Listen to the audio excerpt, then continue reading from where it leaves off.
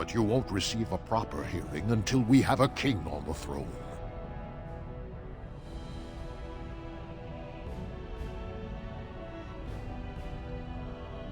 I must admit, Warden, I am at a loss myself. It lies with Prince Balin or Lord Harrowmont, and they are slow to trust anyone in these uncertain times. I only wish there was more I could do for you.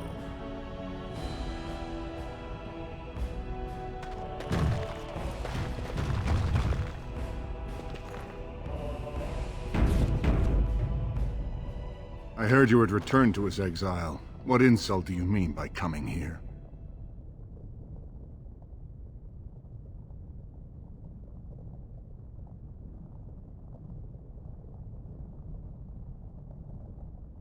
House Idúcan struck your name from its records the day you killed Trian. With Endren gone, Balin must take his throne.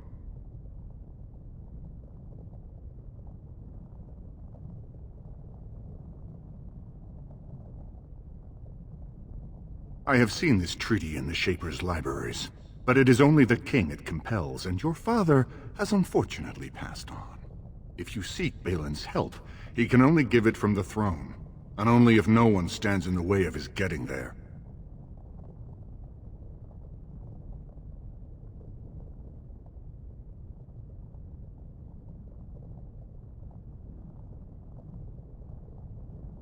So you really have thrown your lot in with the surface. Very well. As long as you understand Orzammar is Balin's, I will allow you the chance to prove it.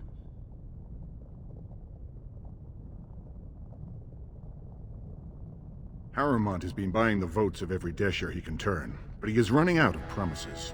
Recently, he offered the same estate to both Lady Dace and young Lord Helmy. He hopes the vote will pass before he has to pay up. I have the promissory notes, but they know of my loyalties to Balin. If you, on the other hand, brought them this evidence, they know you have little love for your brother and will believe you. Prove your loyalty, and perhaps you'll get the reunion you desire.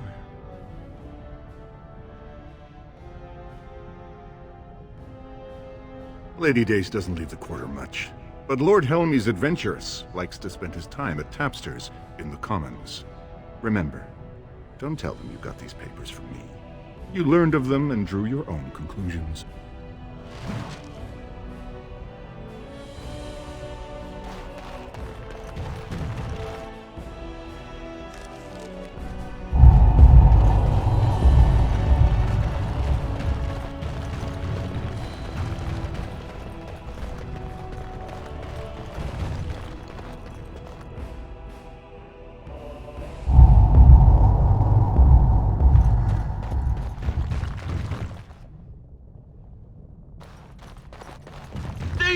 Who would dare take from the memories?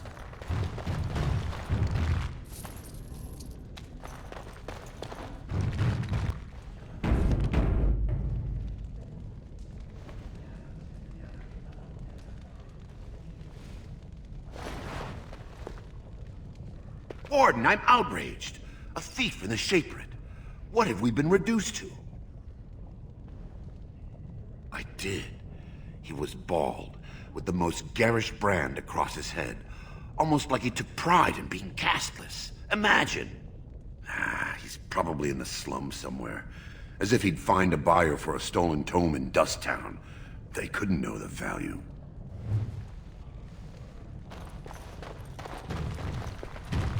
Very well.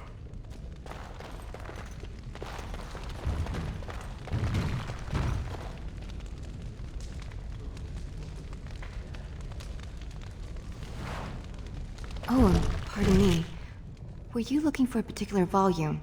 Not that I could really help. I, don't know the libraries very well. I'm just doing some research. I was looking for something about the Orton Tig. It was lost during the last blight, and there aren't many records left. They were a noble house once, descended from the Paragon Orton, who composed the grand epic of the Seven Brothers and the Ortonic Symphony. My mother's family believes they were descended from Kalana Orton, who was training in Orzammar when the Tig fell. I'm even named for the house, Orta. Unfortunately, any records would be buried in the Tig's ruins, somewhere in the deep roads.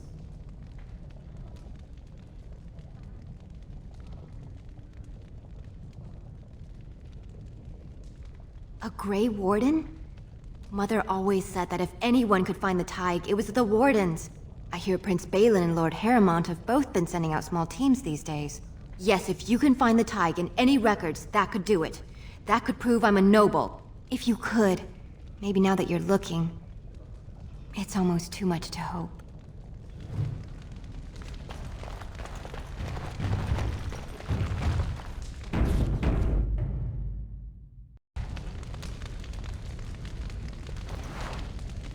When I last walked this hall, Endrin was king and Orzammar was at peace.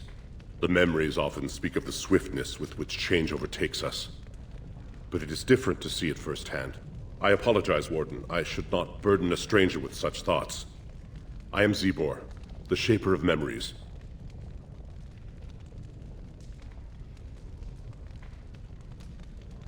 Your exile is written in the memories, Warden.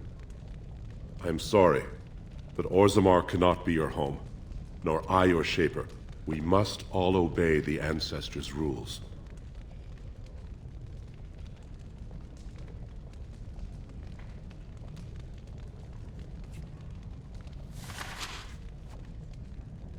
These are Harrowmont lands promised here. But these are not the deals we approved at the shaperate. Where did you get these? Had he scripted these counterfeits? This is a serious crime. I will have the Ministry of Lands begin an investigation into the Gavorns immediately.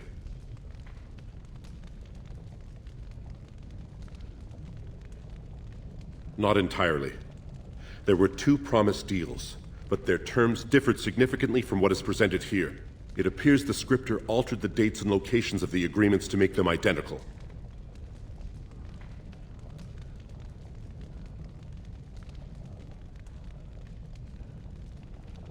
The Gavorn family is a minor one, founded when a daughter of the Ferender house married down to a warrior caste man.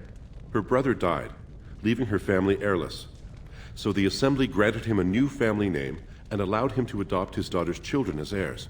Vartag Gavorn is on record asking the Assembly to bar Harrowmont from King Endrin's sick room. He is a vocal supporter of Prince Balin. The prince consulted me before his father died. He wanted to know about King Bimo, the last king to rule during a blight. I told him Bimo made many changes during his rule. The Assembly was even disbanded for a 2-year period. Bimo declared that, in times of war, the warrior caste answered directly to the king, and all voting was suspended. Balin seemed quite interested.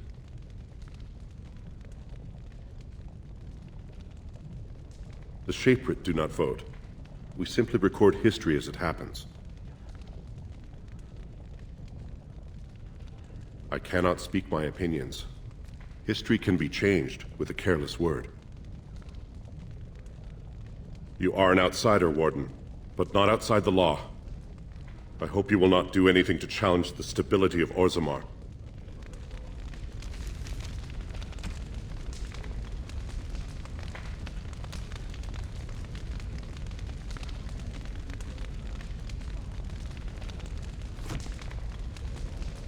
Ah, you return, Warden. Is there more you would know from Orzammar's memories? That is an odd request. Have you grown so fond of the Surfacer's ways in your brief absence?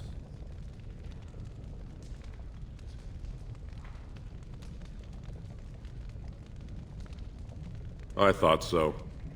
This is not the first time he's made this plea. My answer to Brother Burkle hasn't changed. So I ask you the same. On what basis would you have me insult the ancestors and overturn 2,000 years of tradition?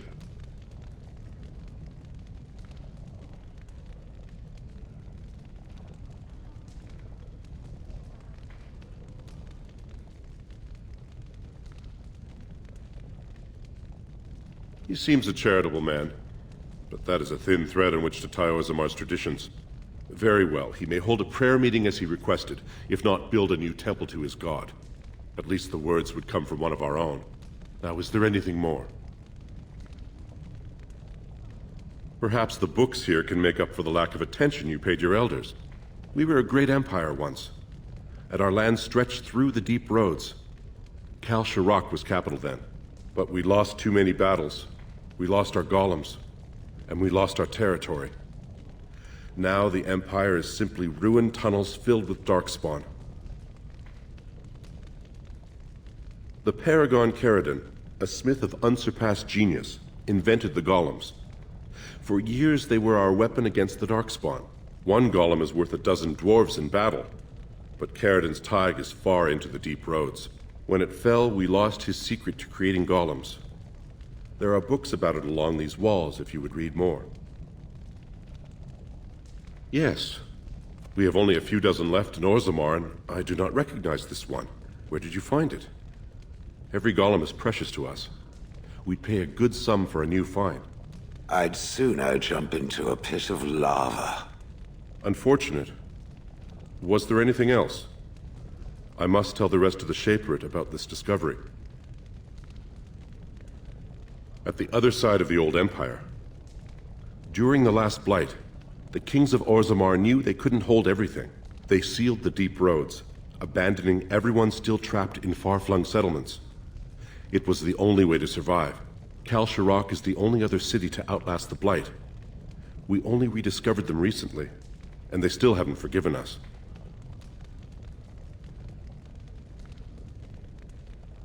The Paragon Caradon, one golem. When it fell, we lost his secret to creating golems. There are books about it along these walls if you would read more.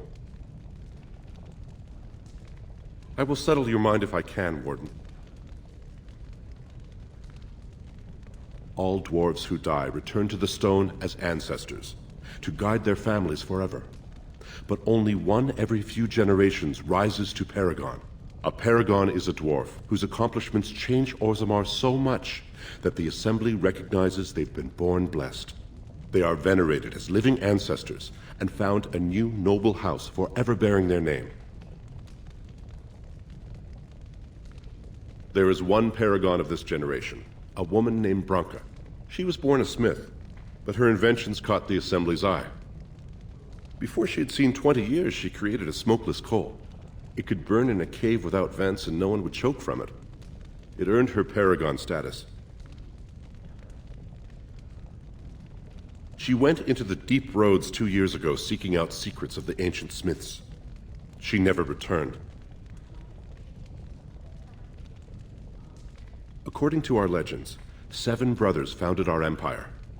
The youngest, Bloadlik, was the wisest and was chosen king. His children formed the noble caste. The eldest, Giachet, trained his sons to defend their king. They became the warrior caste. Shatgyar founded the artisans. Orzatyar forged our first swords. It was Orzammar who dug the mines that became our city's foundations. The twins Koapar and Noct both founded trading houses, but Noct was wounded in battle. On his recovery, he swore to serve his brother's sons. The casteless descend from criminals and those repudiated by their own families, or who chose to go to the surface and live by human laws. They have no ancestors to guide them and no families to claim them. They should not have been born. Their parents defied their shame and brought cursed children into the world. It's better they die young.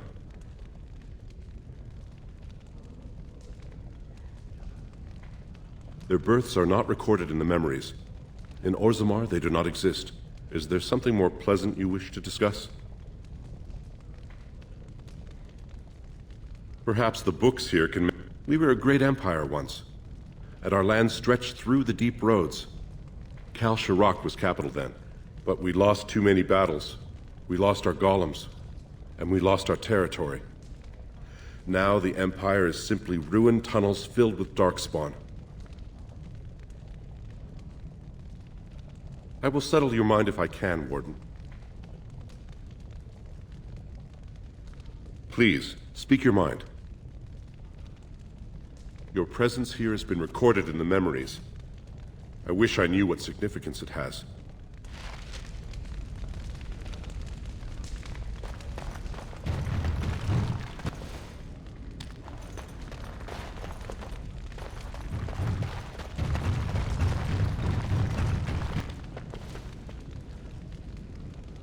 It shall be done.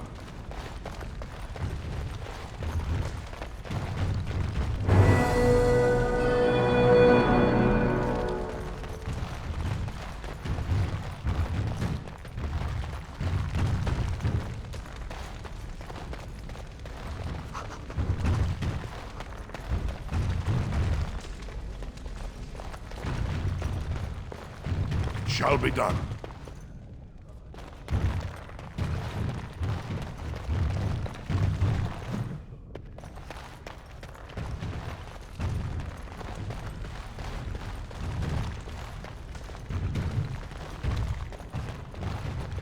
It has begun.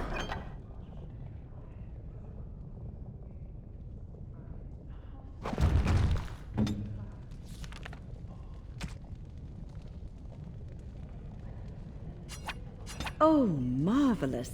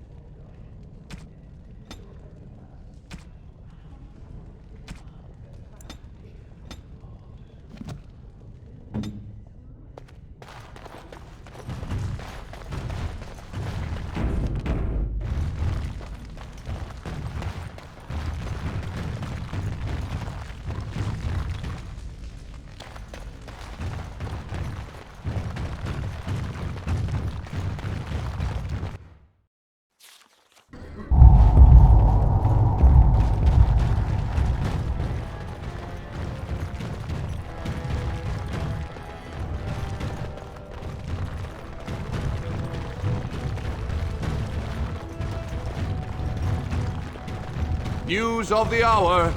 Support Lord Harrowmont at your own peril. Darkspawn will overrun Orzammar within the year.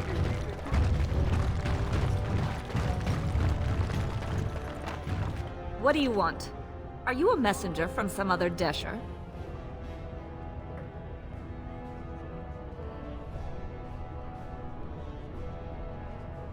The exile? Your house declared you dead. I have no business with you. Well, this isn't exactly a surface broadsheet. Where did you get these? Never mind. It is true enough, but there's nothing I can do about it. This deal was made on behalf of our entire house. Only my father can revoke it.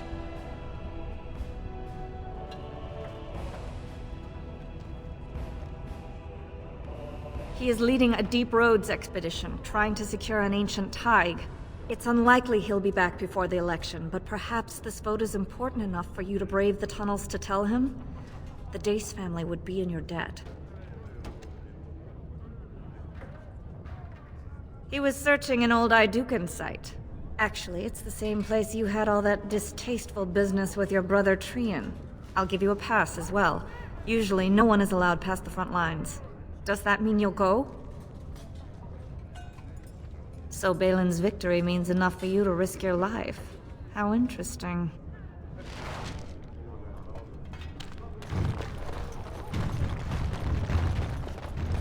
Legion of the Dead sighted battling Darkspawn near Orzammar.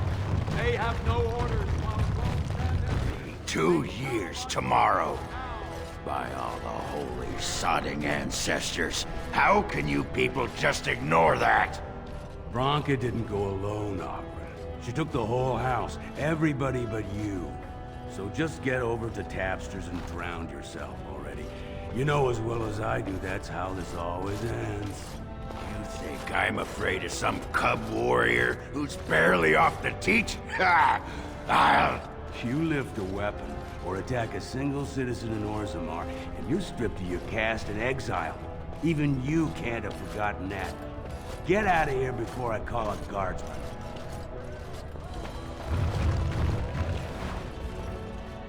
Can you believe it? Ogren's barely even warrior caste anymore, and he just clomps in here like he's entitled.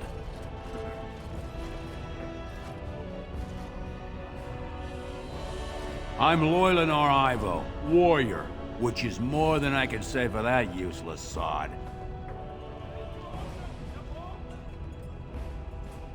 Ogren's a drunken wretch.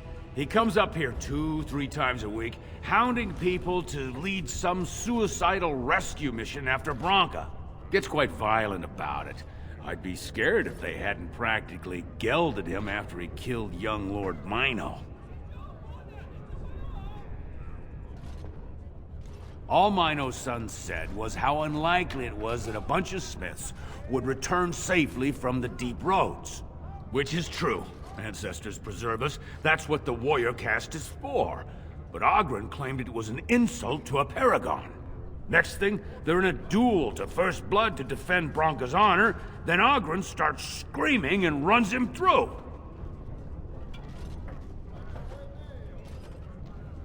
It was a huge scandal. Ogren should have been executed, but he'd won honors in the deep roads. Instead, they stripped him of all weapons and forbid him from engaging in fights within city limits. If he breaks the decree, he'll be exiled.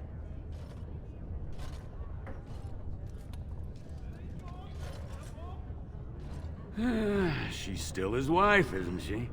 Even if she took their entire house into the deep roads and abandoned him.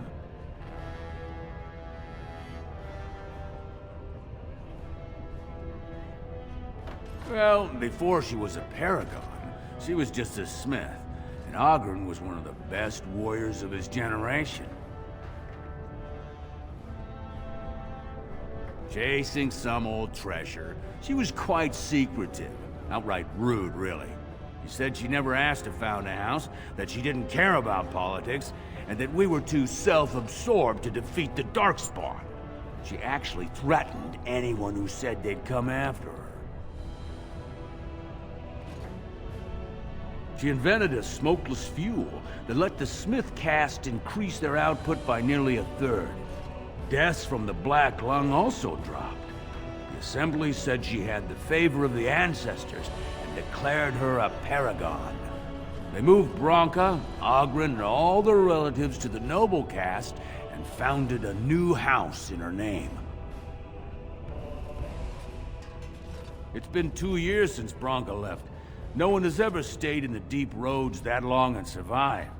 The search teams who went out found nothing, but Ogren wants to keep risking lives searching.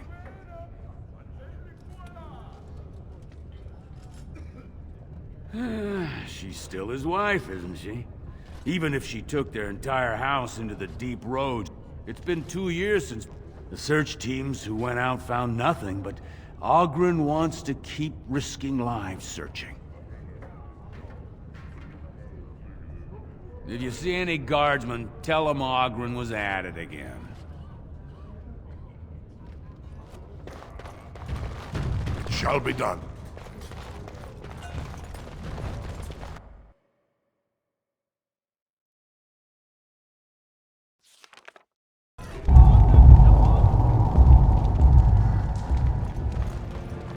You're the best wrangler I've ever seen. But there's more out there. So, I've been hearing rumors that a certain wine merchant is falling behind on his payments. I can't imagine what you mean. I pay my expenses. What about the expenses your begun. good friend Jarvia incurs when providing your protection? It's not easy ensuring nothing bad happens, that no one decides to just burn everything in your store. My store! Please, I don't have much. Business isn't good. People are scared. Tell Jarvia I'll get her money. Jarvie is not happy with your promises, old man. Now let's go inside and see what you've been holding back.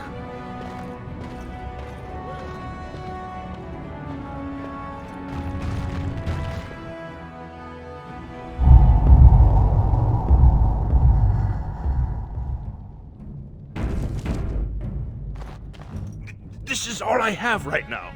I could get more if I sell something. Well, well. Looks like we have a visitor. Friend of yours? You get out of here. This is private business. Please, don't get involved with this. You don't know what they're like. Then allow me to make some introductions. These are dangerous times in Orzammar, stranger. Lucky us, the merciful Jarvia is offering protection from the chaos. You're wearing some fancy stuff there. Might make you a target. So if you want the Carta's guarantee of safety, it's yours for the reasonable price of 10 gold sovereigns. Or I can't say what might happen.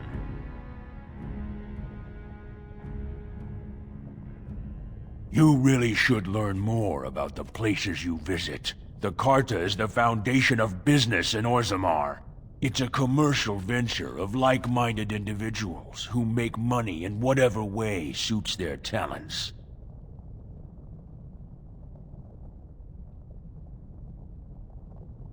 You say protection racket. I say honorable business. You say thief. I say one dead dwarf.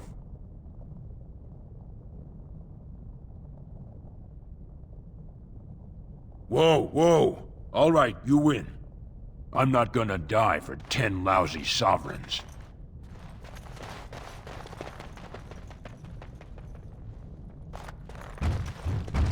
It has begun. Ancestors, bless you for saving my poor store. I don't know how to express my gratitude.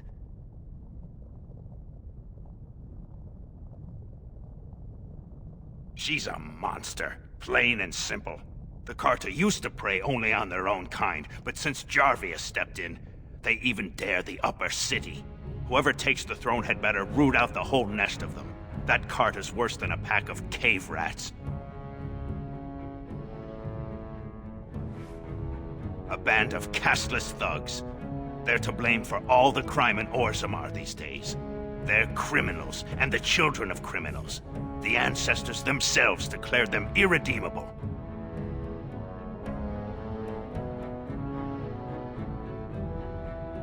Their births are abominations. They were born from no Kalna, with no acknowledgement by the Shapers. They are destined to be criminals. Now, if you'll excuse me, I'm grateful for your help, but I don't think we have any more to talk about. Did you have something more pleasant you wish to discuss?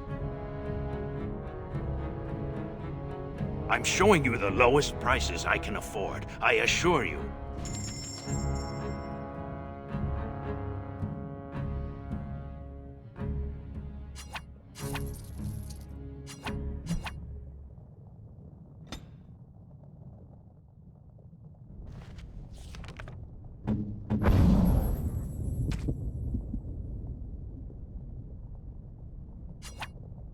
Very nice, very...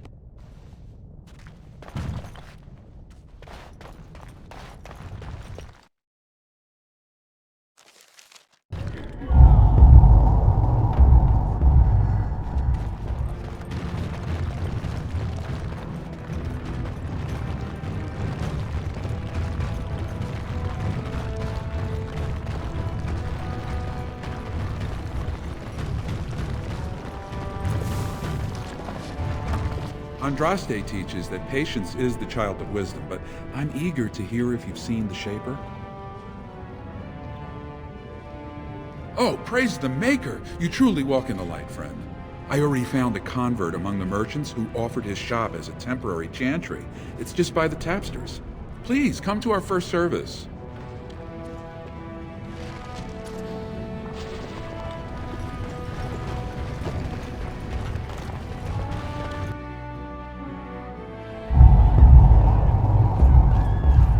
Wonderful. A Dwarven Tavern. I've always wanted to try some of their ale. I hear it's quite potent.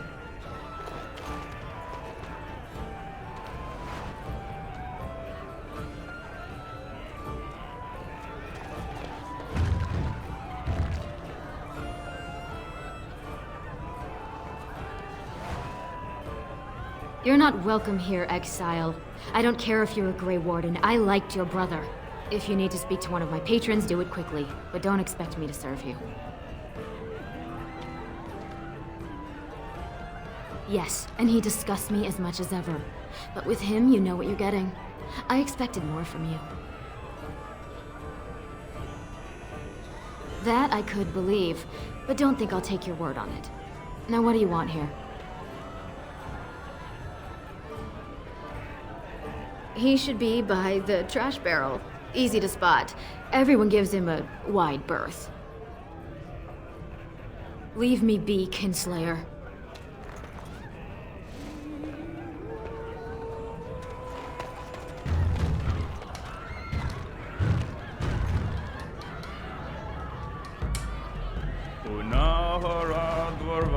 Afternoon, stranger. Looking for a stool to share a brew? Name's Naveen. I fight with Prince Balin's expeditionary field unit. Yourself?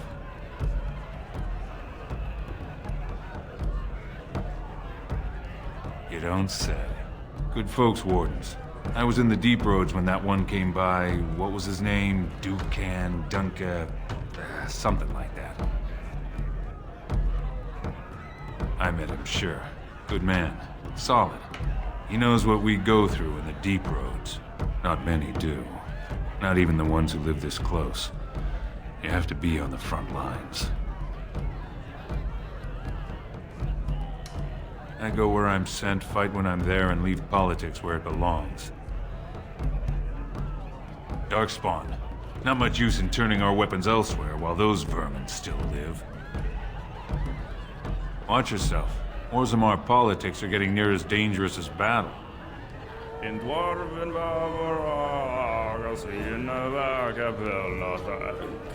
and in the results are other Vaden Nasungalano Brug and Premalanova Arhande Kaparagan Veram the Shir around the sea.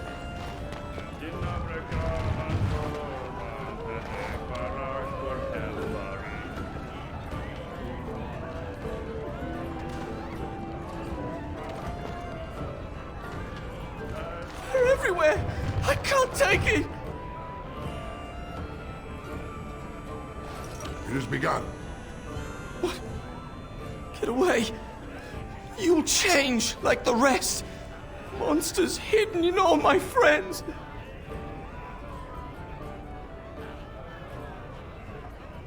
They follow you.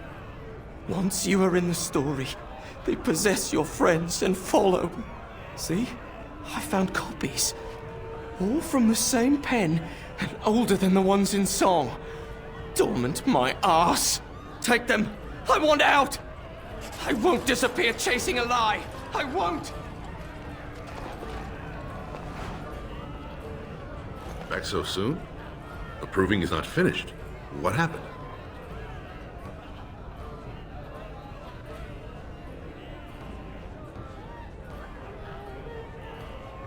It is another example of Balin's arrogance that he would tamper with such a trusted institution.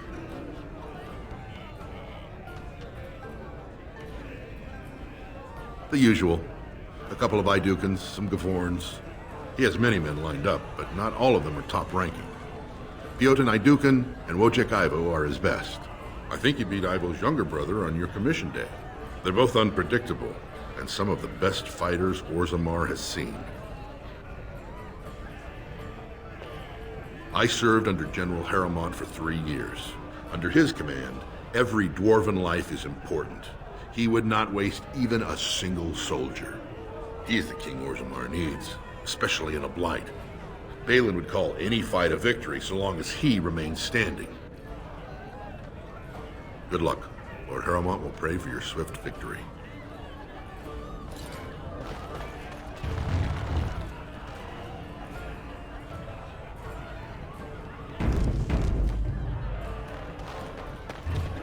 don't understand why the proving...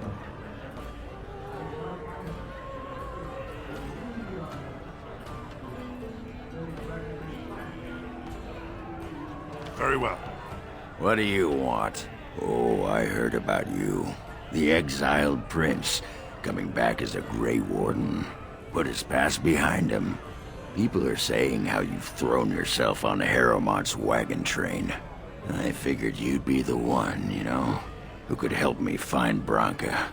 But I guess you're just like all the rest.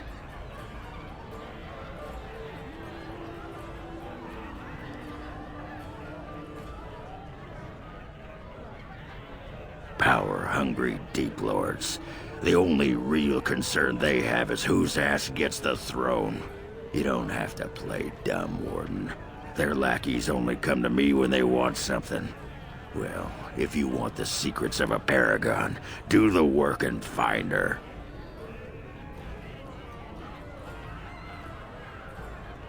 City's only living paragon, and she's been lost in the Deep Roads for 2 years. 2 years, and no one's raised a bleeding army to go look for her. What's it matter to you, huh? You trying to find out her secrets? That what Harrowmont sent you here for? I know he's been poking around, trying to find things out about her, what she was looking for. Won't tell me spit, though. He looking to take it for himself? A little lost technology of the ancients to throw Balin right out of the picture?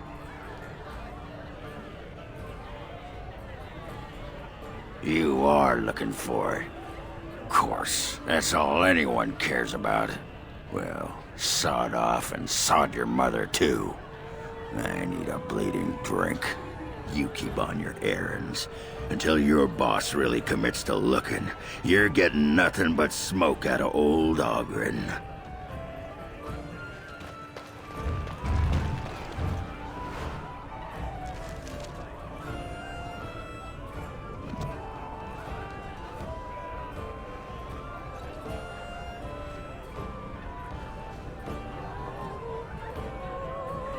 As you say.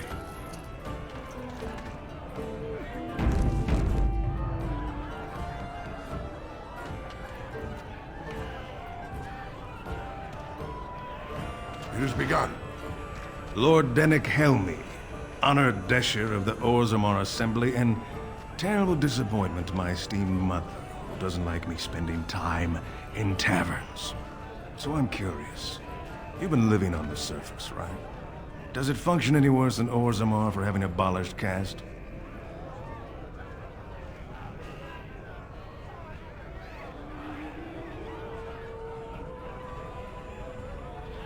Very good. I guess someone already told you I was good for nothing, drinking my life away at tapsters. Or did they leave off at greatest shame to ever fall upon the Assembly? I'm always like that one. You know, most smiths and tavern keeps would make decent deshers if we gave them a chance and a seat in the Assembly. Orzammar is so mired in tradition, no one bothers asking if the castes are even necessary.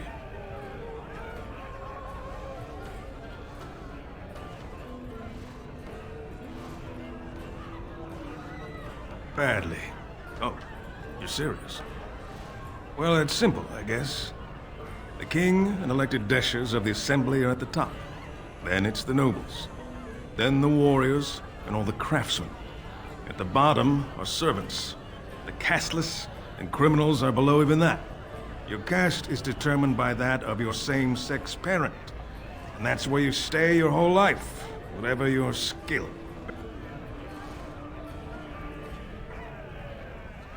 The Assembly passed laws prohibiting the casteless from holding any job a legitimate citizen can do.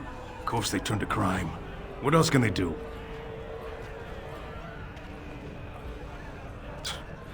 Oh, well, I'd ask for proof, or why you care, but frankly, I'm so tired of it I'm not even surprised anymore. I don't even want the land, but my house would kill me if I turned it down. Responsibilities, you know. Now I'll have to go through the whole process of rejecting the deal. And we'll both have to try something else. And I thought it was going to be a nice day.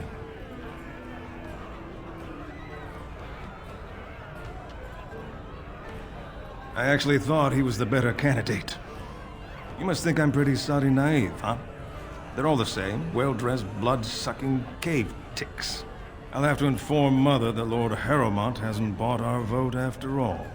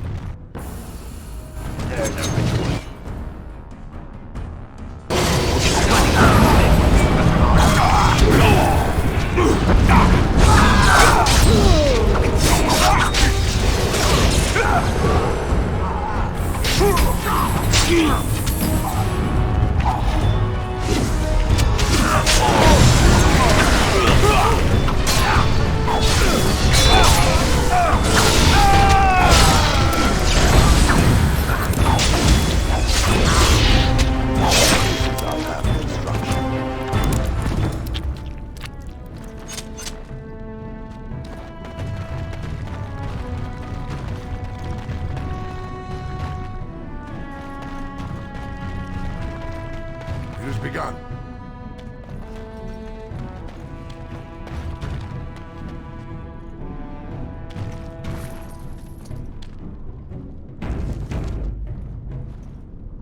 Who are you? You don't look like any guardsman I ever saw, and that's not much of a uniform.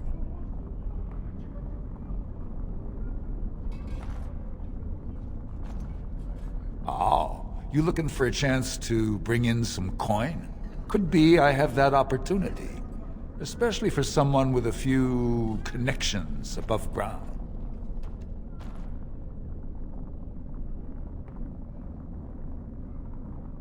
Human kings, you know, they make these ridiculous laws. Like about who gets to buy and sell lyrium, the sacred gift the stone provides us to show her love. No law should regulate that. The laws are meant to keep mages away from the stuff, so there's always buyers in the Circle Tower. I got one man named Godwin. He's expecting a delivery of a stone's weight. You want an investment opportunity? I could see fit to, say, sell you that lyrium instead, at the reasonable price of 50 sovereigns. You can keep it, or, since you can travel freely from here, sell it to Godwin, who you know is buying. And if you bring back his return order, I could pay you, say, 20 sovereigns as a finder's fee.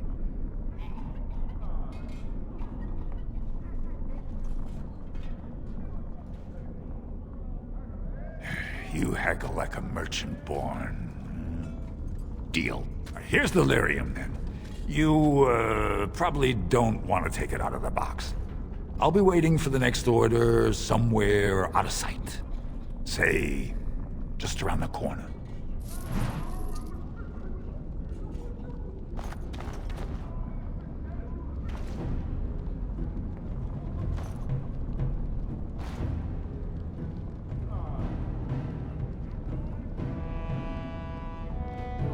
As you say.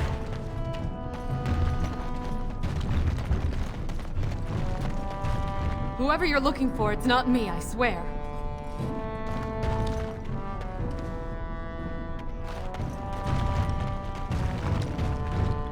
What do you want, Warden?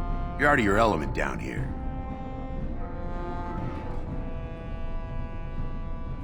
Is that so? What makes you think anyone here would turn me, this person in? You've walked into a sodding fight, Warden, and I've already passed your stupid tome along. Too bad for you.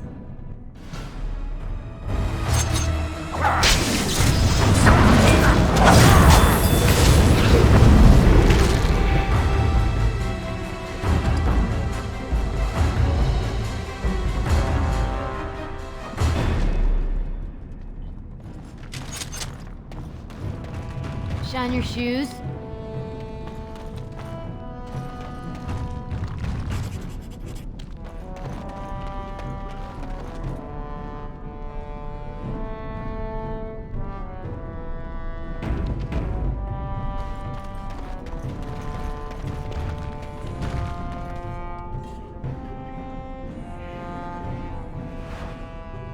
Your clothes are so fancy. Did you get them topside?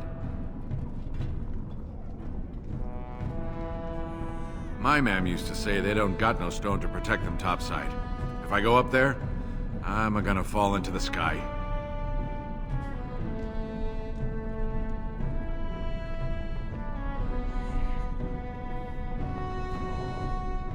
Yes. When my dad left, he never came back. Who's to say he didn't fall up, eh? Don't fall into the sky when you go back up there.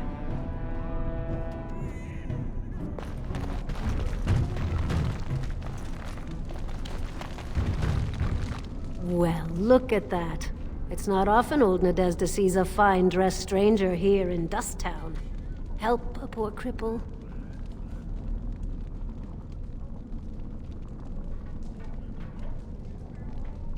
Well, thank you truly, my lord.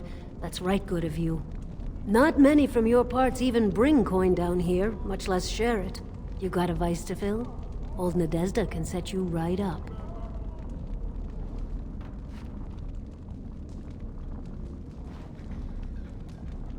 I'd say it was an accident, try to get some sympathy coin, but you look like you'd rather hear the truth. I was running protection for the carta when some guardsmen caught me. Duster I was with had coin for a bribe, but I took a stand. Guardsmen broke my sodding kneecaps and had me kneel in dung until the infection set in. Never healed proper. You think they shouldn't? You take them fancy clothes and tell the Assembly attacking a casteless should be a crime. You're born to wear a branded face in Orzammar, and you'll live your life in Dust Town. Means you don't exist. It tells everyone who sees you not to work with you, not to serve you, and not to care if you're hurt. The Deep Lords burn it into us the day we're born, so no one accidentally oversteps her place. If you have that kind of coin, Salroka, you don't want to drink what they've got here. Take yourself up to Tapster's. Long as your face isn't branded, they've got anything you want.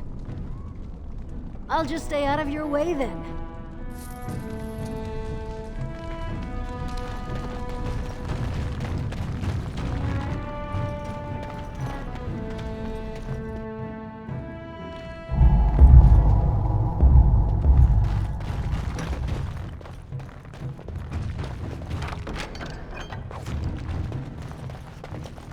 As you say.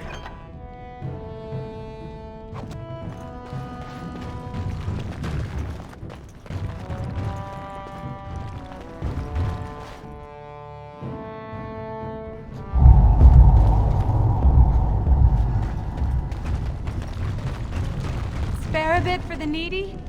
Please. It's not for me, it's for my child. Have you a coin to spare, my lord? It's for my son. He's sick.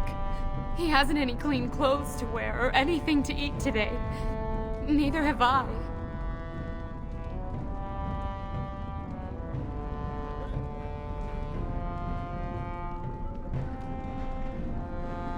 A question I ask every day.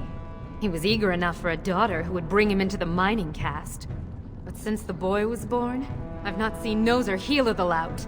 And me alone on the street, forbidden to return to my family unless I... But no! I can't bear to even think of it!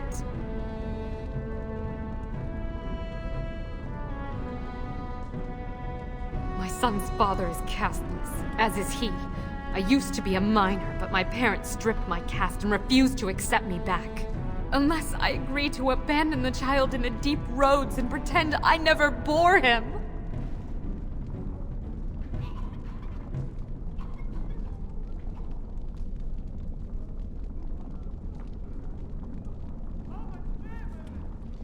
You would do that? But why?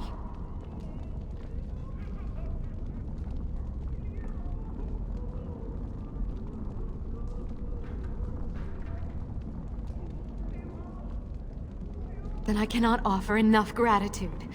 But I warn you, my father is a stiff-necked man. His name is Ordell, and he's usually at tapsters in the evening. I do not think he will listen to you. But I will wait anxiously to see if you can do what you promised.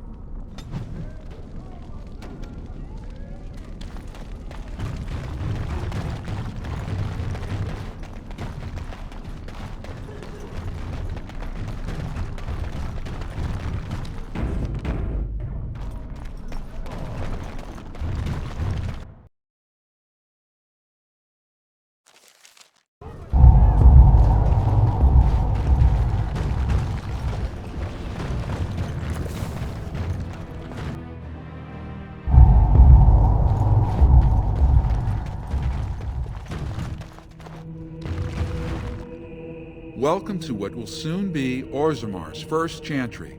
The chant of light will reach all corners of the world. We will never forget who made this possible.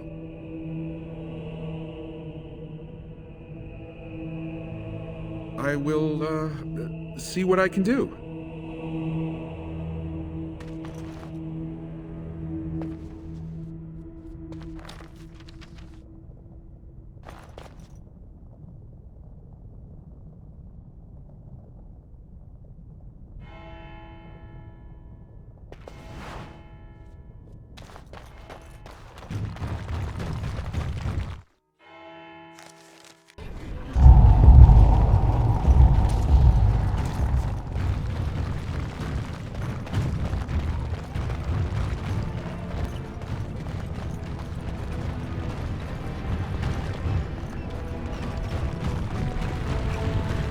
Life you once had, Shell. These centuries of memories you have lost. Does it miss being within its mother's womb? Do I... Well, no. I don't remember that far back. It is no different. My memory stretches only so far, and what went before is now lost. And you remember nothing at all? Not even a little bit? There are images, faces who I have no names for. Places I remember being, but not where they are. Do I miss these things? They are without context. I feel only disquiet when I think of them. Like dreams, then. When you awake, all the details have fled. Is that what it is to dream? Then yes, perhaps it is like that. How very sad. To discover your entire life has been a forgotten dream. I am so sorry.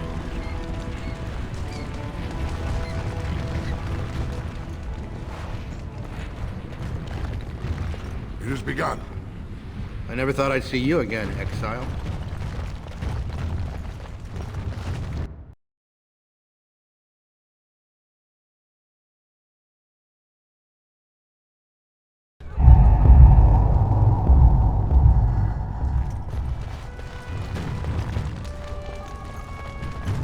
I hear there are all kinds of rules that govern the proving. They get very mad if you break the rules. I shall do it.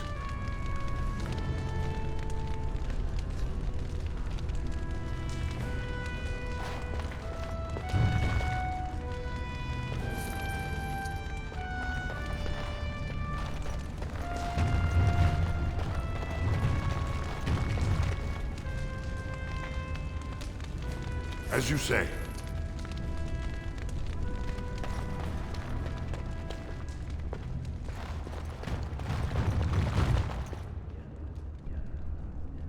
It shall be done.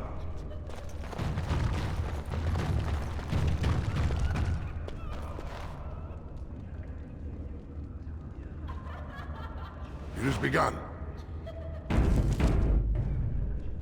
Watch for Piotr Idukin. He's won the squad combat 4 years running. He has 11 decapitations so far. He needs just 3 more for the one-season record. Better believe I saw your victory last year. Nice one. Name's Varric. I got a controlling interest in a mine off the old Roosting Tig. But my backers know not to hand me a pick any day there's blood on the stone, if you know what I mean.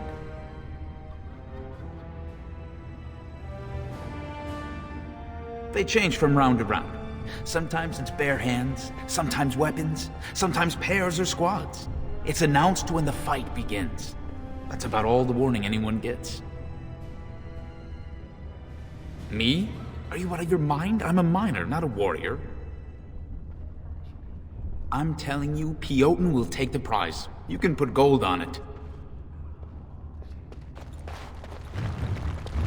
Very well.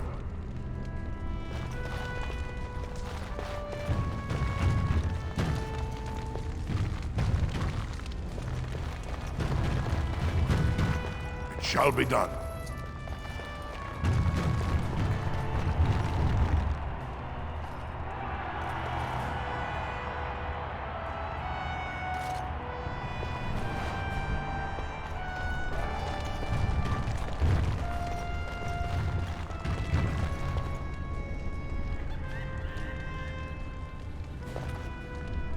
Look, I already told the Proving Master I withdrew. Do you have to keep harassing me?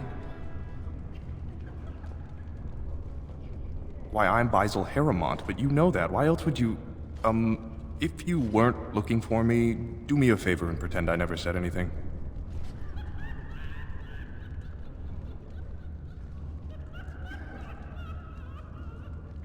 I left the Proving on my own business, and I have no intention of discussing it.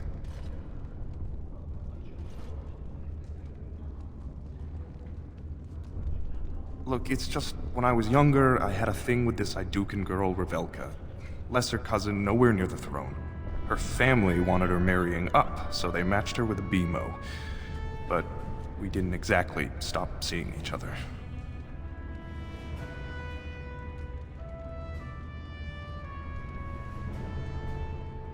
She's married to a prominent Desher's heir. We should have stopped a long time ago, but I love her. Do you know what that's like? Now Balin found out, and I can't even help my cousin for fear he'll tell her husband.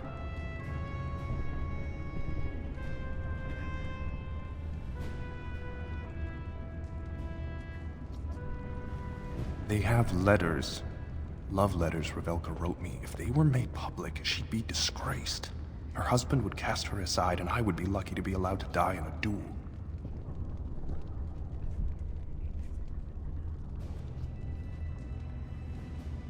No. One of his fighters, a woman named Miaja, she's the one who threatened to expose me. There's no way to guarantee that. I appreciate the thought, but they really have me over a shaft here. You do that? I don't know how to thank you. I know it's my own fault, but I'd have married her if I could. If you can make sure that evidence doesn't get out, I'd be happy to fight in the Proving. But you need to find them quickly. Registrations close once the first bout starts.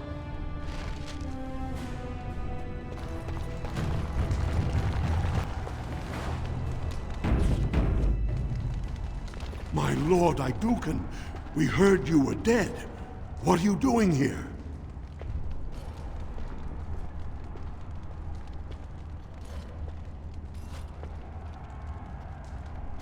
Then I won't take another moment of your time. If you are looking to pay your respects, though, your brother called a Proving to honor your father's memory. Would you like to take part?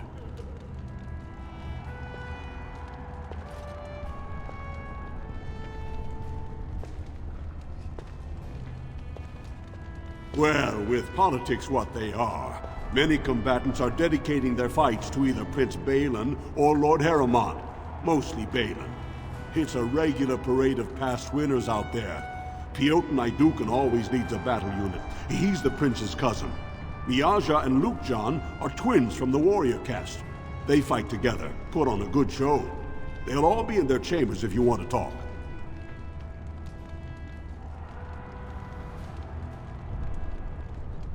Don't wait too long.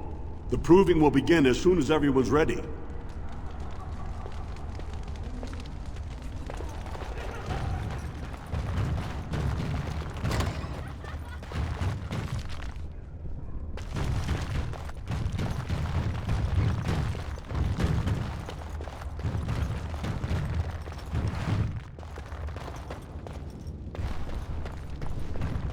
It has begun.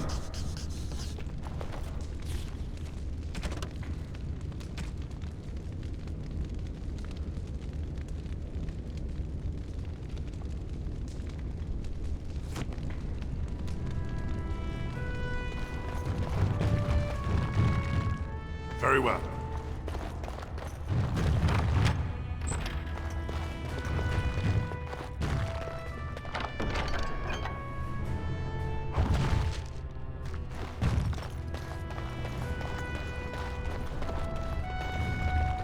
As you say.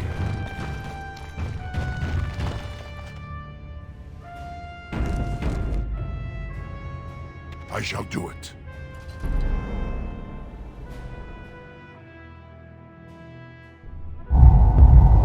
Guards, remove this intruder.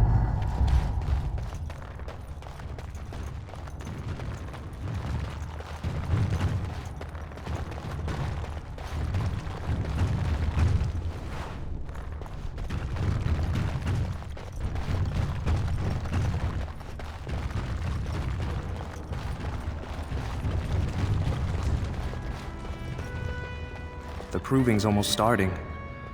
I should leave if you haven't found anything.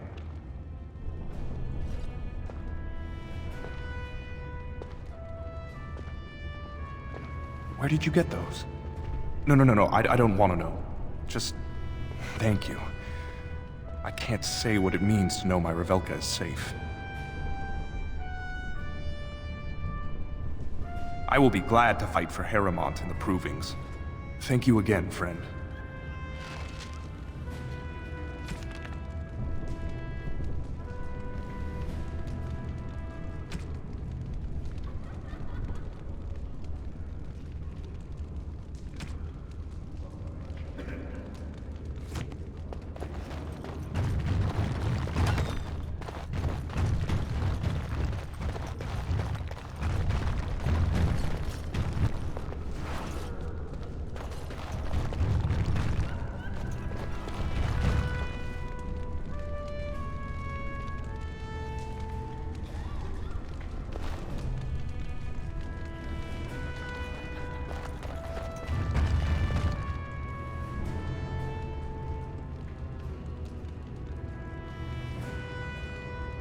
As you say.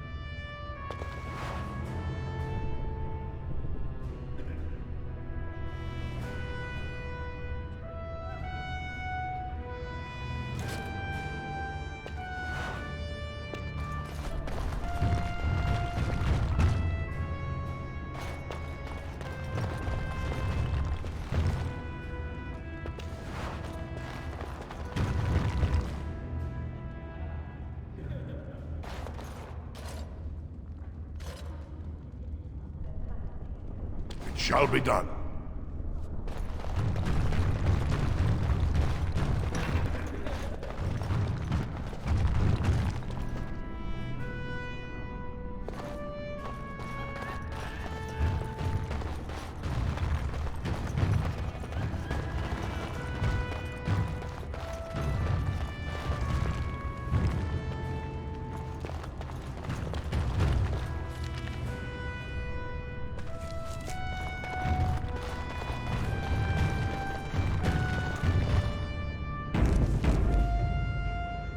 You new in the fights? I don't remember seeing you before.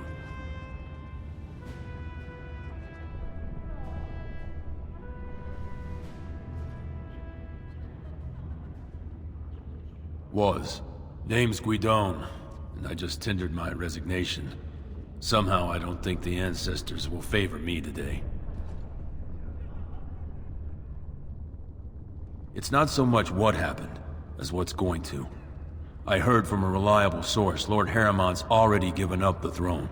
Balin called this whole proving to let his lordship save face when he concedes.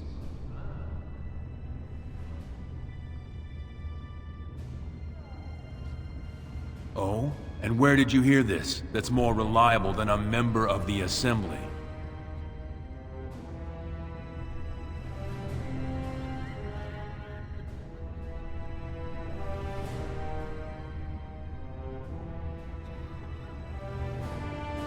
Your Highness, I didn't recognize you. I mean, now it's obvious, but you have the look of your father. But who would watch for such a thing? Do you truly mean Lord Harriman wants the throne? And you'll help him take it? Then I can do no less.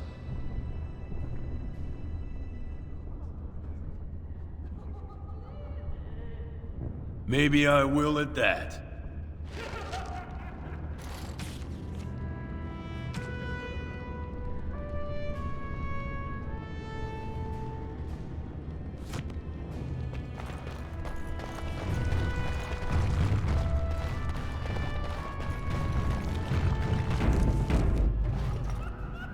Fine to see you here, Warden.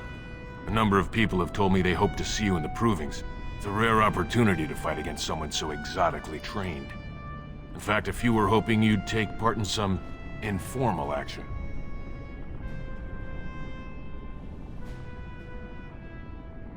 Say the word and I'll line up a team from one of the younger houses. They don't often get a chance to test themselves in the provings. They're a hungry bunch who employ unusual tactics. Understand that there's no concern for fairness here. Your battles will be hard won. The younger houses are interested in unorthodox tactics. Many hire mercenaries to augment traditional strengths. Anything goes is a fair description. We give small payouts, maybe a bonus from time to time. But this isn't about money. It's about skill and the chance to show it.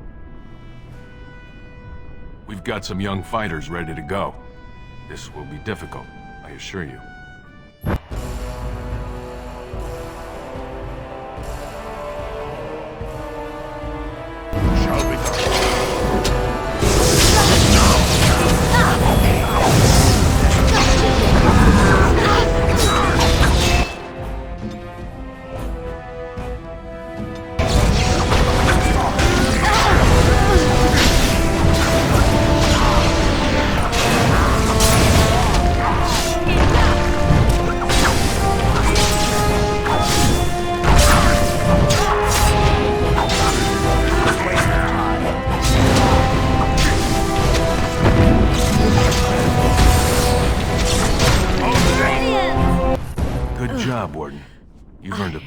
Used to fighting like this any longer. Let me know if you want to go again. The younger houses, we give small payouts. Maybe a bonus from time to time. We've got some young fighters ready to go. This will be difficult, I assure you.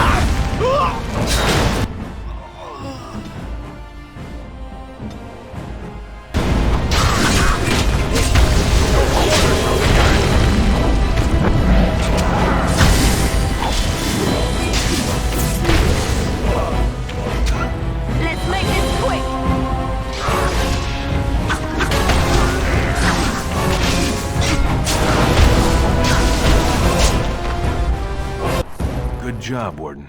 You've earned a portion of the receipts. Let me know if you want to go again. I'll be here. Of course. How did I get myself into this?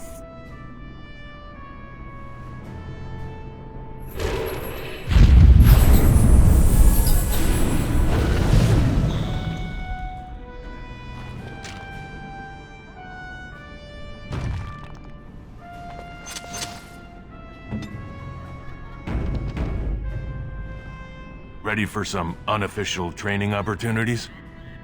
We've got some young fighters.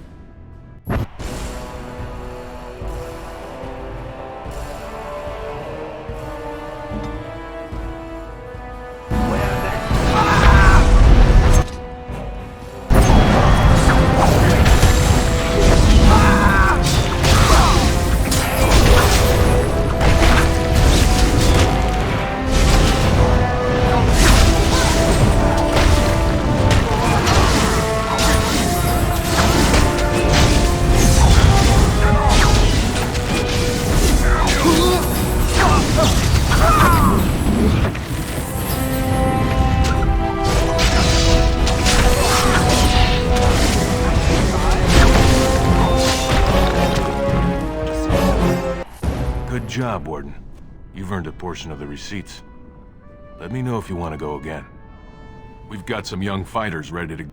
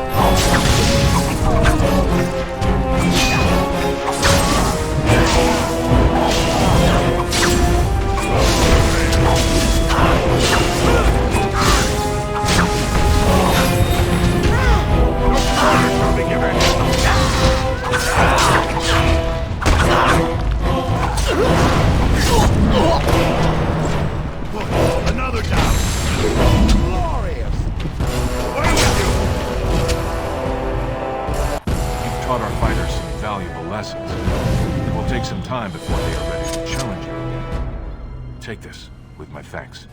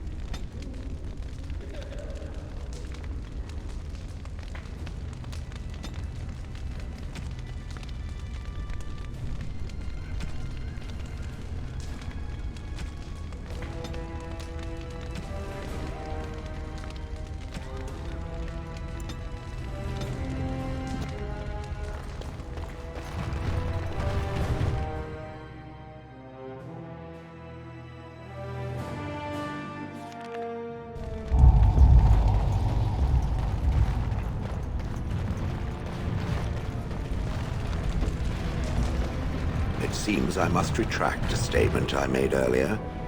The Elder Mage is not at all like my former master. Oh? That's a good thing, is it? It is, unless you happen to like having your head crushed. Not that I remember doing that. You know, I think I even remember who you speak of. His name was Wilhelm, yes? From the Free Marches? It was Wilhelm of shrill voice and the control rod that he enjoyed wielding very much. Any more than that, he did not divulge. Well, if it was the same man, he had quite the reputation. A scholar of some means who disappeared mysteriously. Mystery solved. I killed him. I expect I smiled, much as I'm able to. You do speak your mind, don't you? Fortunately, no other part of me has anything to say.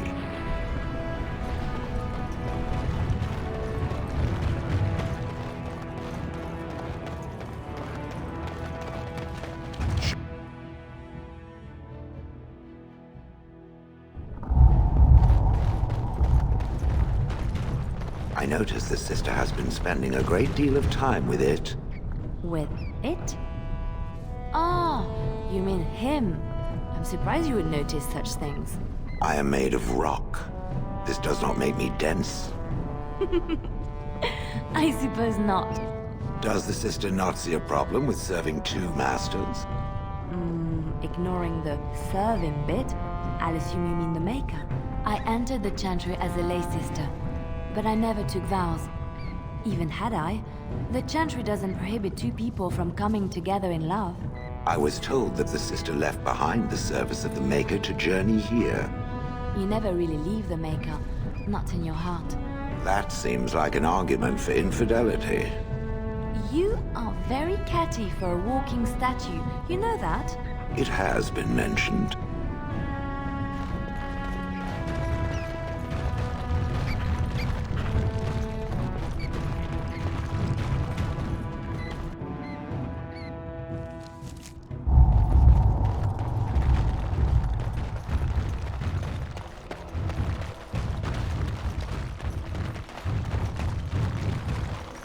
All this waiting for a king who will ignore me.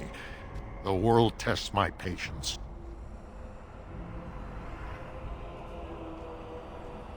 It's not your business. But like my father, I was born on the surface. We never had a caste to leave. The Assembly says we've turned our back on the stone, but they still use the goods we bring. Hypocrites. Maybe it'll change by the time my children are grown.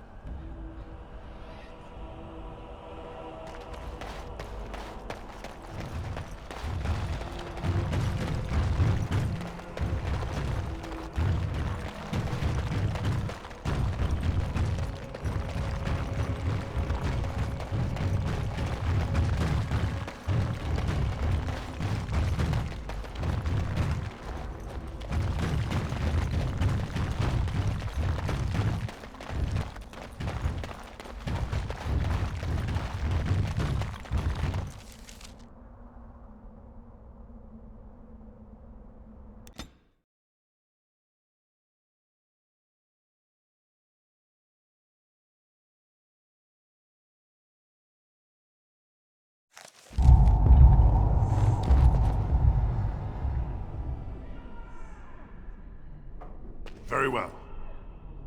Welcome back, friend. You'll be glad to learn that the Circle is well on its way to recovery.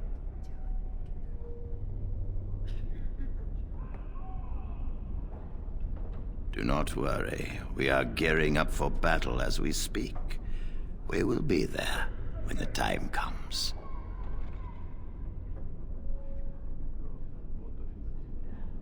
Orzammar.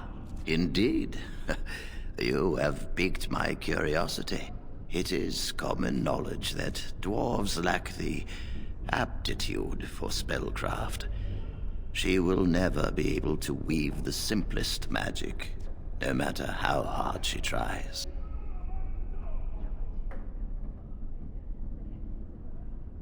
Fascinating. I suppose the Circle should be flattered.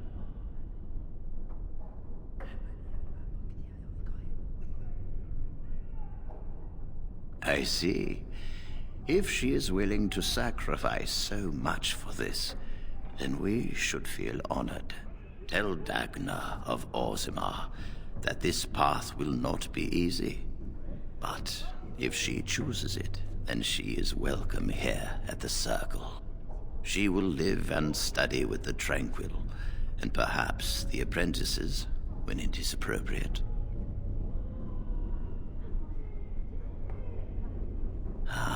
If only the Circle was in better shape. I fear she may be disappointed when she arrives.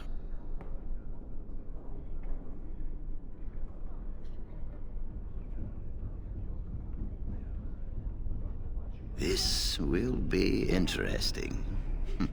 She could tell us much about our Dwarven neighbors. Yes, the more I think about it, the more I like the idea. I shall take this as an indication that perhaps things are starting to look up for the Circle. Thank you. You've already done much for the Circle. Now you must see to your duty as a Grey Warden. I wish you well. Know you will always be welcome here.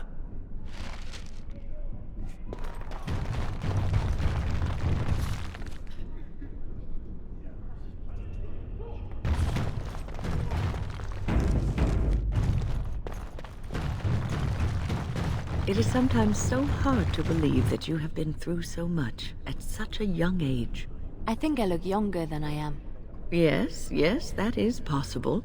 When I was your age, I was just about ready to take on my first apprentice. In hindsight, perhaps I should have waited a few more years. I was arrogant, my confidence bolstered by my youth. It is so hard to imagine seeing you now. Oh, I've had some 2 decades or so to grow mellow. Believe me, back then I was quite prickly. So you are like a fine wine, yes? Losing the raw edges over time. I suppose there is some truth to that analogy, but dear Maker, I do hate being compared to wine. Or cheese. Especially cheese.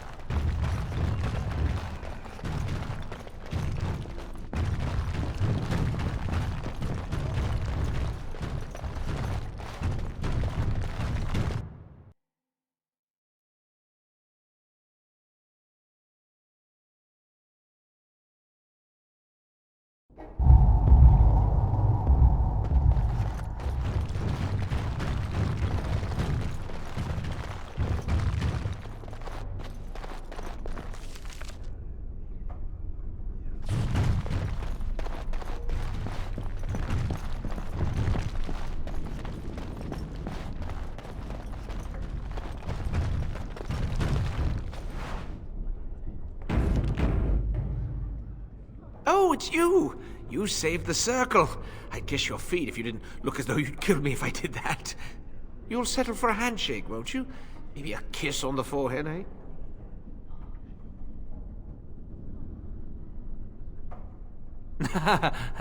Suppose we feel the same way then. Might not seem like much coming from me, but I appreciate what you've done for us.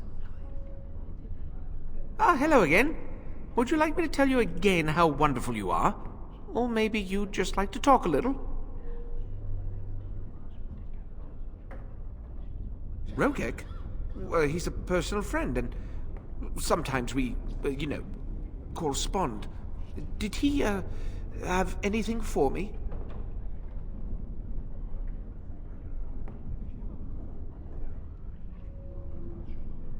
Yes, I'll take it off your hands right now. What about 50 sovereigns? That's a good price, no?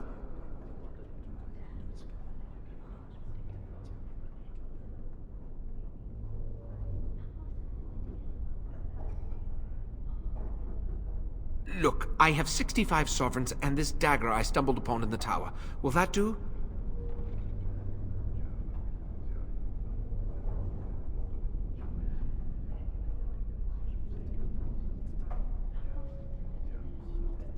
Done and done. You have your gold, and I have my lyrium. Everyone's happy. Out of curiosity, do you know why this lyrium took so long to get here? Dwarves and their politics. Always causing trouble. How is the situation now? Ah, I see. Well, I just wanted to know if I should expect another late delivery.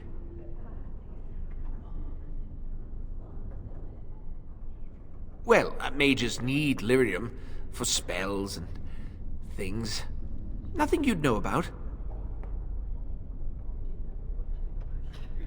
I suppose you did at that. Well, yes, but you see, the Templars use lyrium too. They cannot manipulate natural energies like mages can, but they need to be able to fight us. The big problem with lyrium is that it has diminishing returns, and the Templars become dependent on it. If it wasn't me and Rogek, someone else would do it.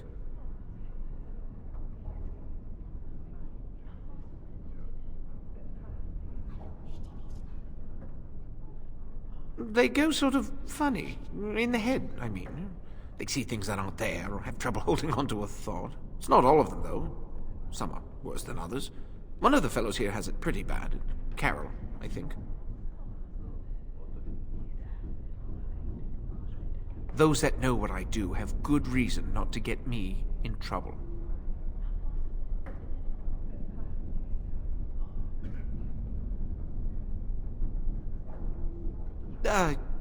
You're blackmailing me? Fine, take this. It's all I have on me at the moment. Now just leave me alone, please.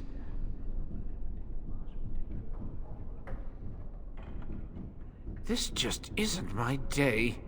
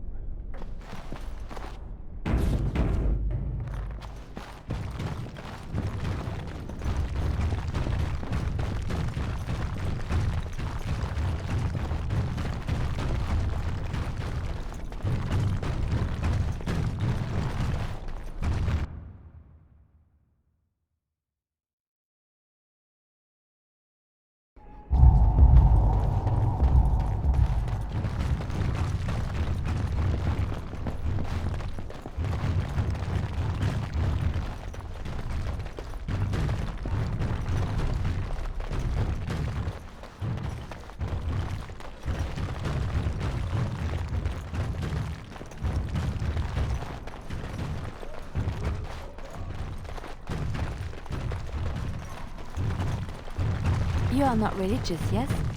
You do not believe? I do, to some extent. It does not govern my life, however. Why do you ask? Oh, nothing. You are just a very good person, and it shows. And I thought at first you were religious like some of the revered mothers. But no. I thought about it, and I realized that you're not. I do what I do because I enjoy it. Because I enjoy teaching others, helping them. I do not seek recognition for my works. I do not seek the approval of my peers, nor the approval of a distant god. That is admirable, doing good for its own sake. Some I knew were not like that. They bragged about what they did, trying to impress others. Oh, Lady Adele, you fed and clothed 20 orphans. How noble. No, it's nothing, Lady Clarabelle. You treated 40 lepers and gave them massages. Like a competition with false modesty. Sickening. Did Lady Clarabelle really give 40 lepers massages? Who knows? Lady Clarabelle had strange tastes. I wouldn't be surprised if she did that and more.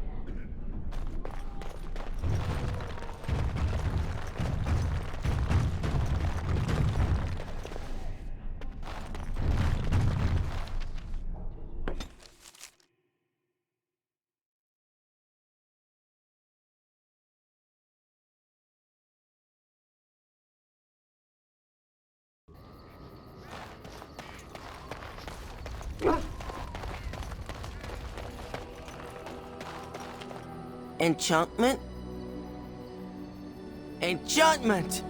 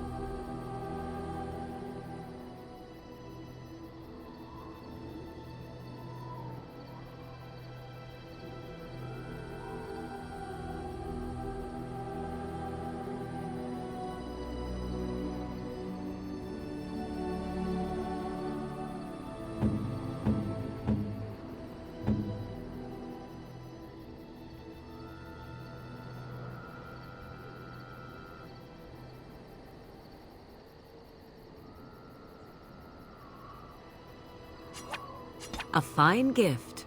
You have my thanks. What have you there? A mirror? It is just the same as the mirror which Flemeth smashed on the ground so long ago. It is incredible that you found one so like it. I am uncertain what to say. You must wish something in return, certainly.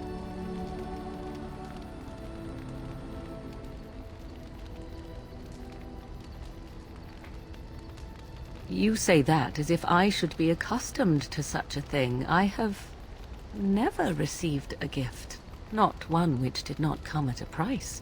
I suppose I should say thank you for the gift. 'Tis most thoughtful, truly.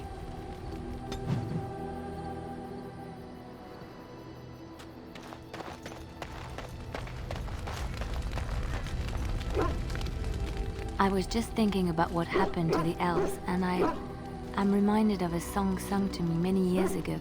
It was when my mother died, and this wise elven woman comforted me and told me that we shouldn't fear death or hate it. Death is just another beginning.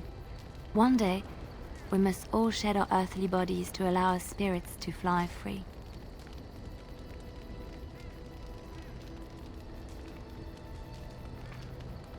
And thus you embark upon another journey. Death is just the gateway.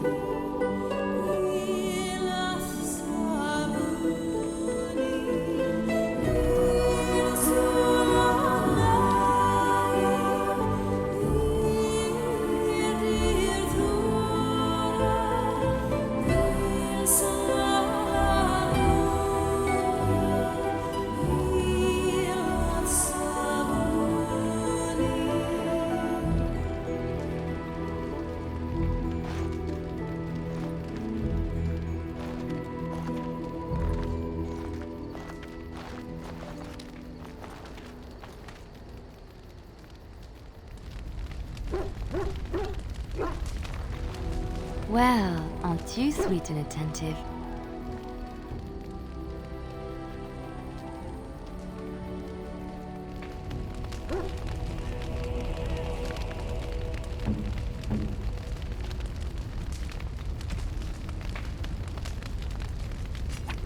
Very nice indeed.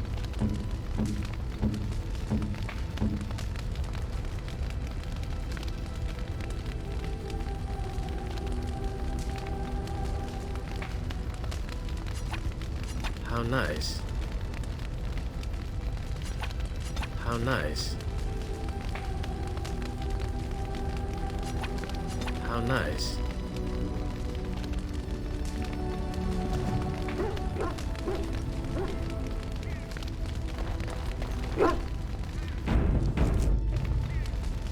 Here I am. Oh, this should be good. Go ahead.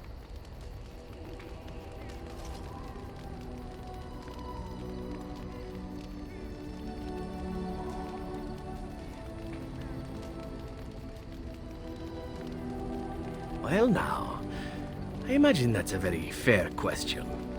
Being an assassin after all is a living, at least as far as such things go. I was simply never given the opportunity to choose another way. So if that choice presents itself, why should I not seize upon it?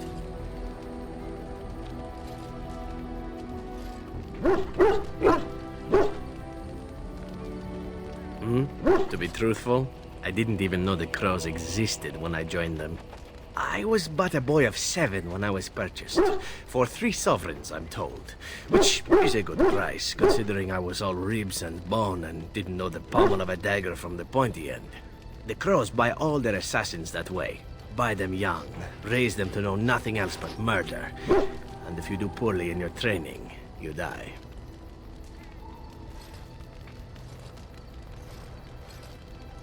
Of course. You compete against your fellow assassins, and those who survive are rightfully proud of it. In Antiva, being a crow gets you respect. It gets you wealth.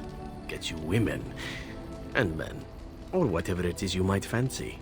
But that does not mean doing what is expected of you always. And it means being expendable. It's a cage, if a gilded cage. Pretty, but confining.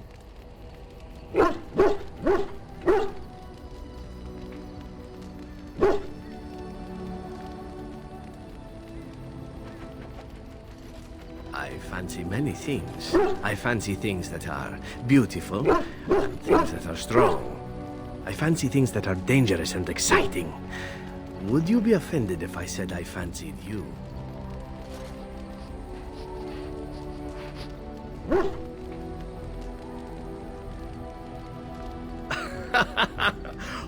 Oh, you're speaking seriously, aren't you? I do forget that this is not Antiva City. We are a little more open-minded about such things where I hail from. Is this something that I should beg pardon for?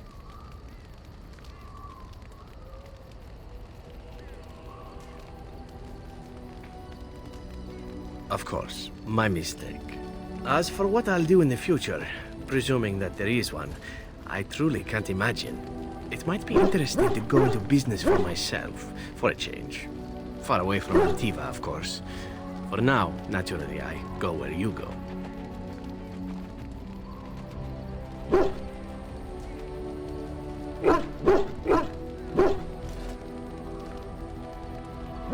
Eventually can be a very, very long time if one plays one's cards right. Come now, enough chit-chat. Talking about the crows summons them, you know. Any Antivan fishwife could tell you so.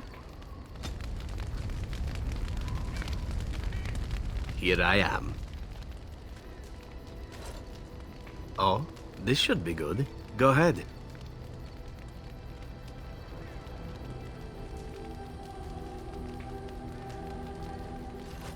Oh, you wish to know about Antiva, do you? The only way to truly appreciate it would be to go there. It is a warm place, not cold and harsh like this Ferelden. In Antiva it rains often, but the flowers are always in bloom. Or so the saying goes.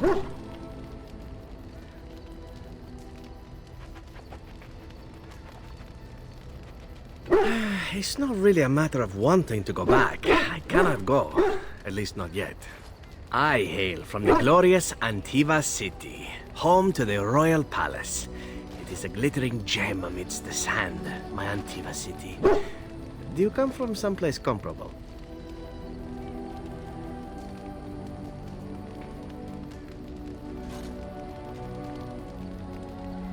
Ah, yes, the city of lava and stone. It too is beautiful, in its way. Sad that it will never see sunlight or smell the salt of the ocean, however. You know what is most odd? We speak of my homeland, and for all its wine and its dark-haired beauties and the lilo flutes of the minstrels, I miss the leather the most.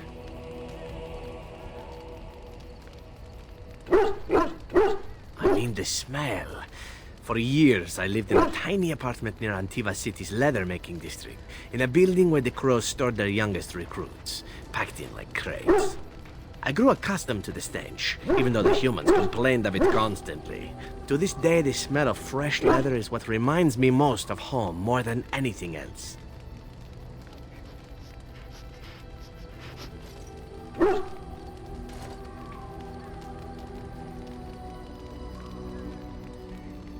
Oh, not so long, I know. It is my first time away from Antiva, however, and the thought of never returning makes me think of it constantly. Before I left, I was tempted to spend what little coin I possessed on leather boots I spotted in a store window. Finest Antivan leather. Perfect craftsmanship. But I was a fool to leave them. I thought, Zevran, you can buy them when you return as a reward for a job well done. More the fool I, no?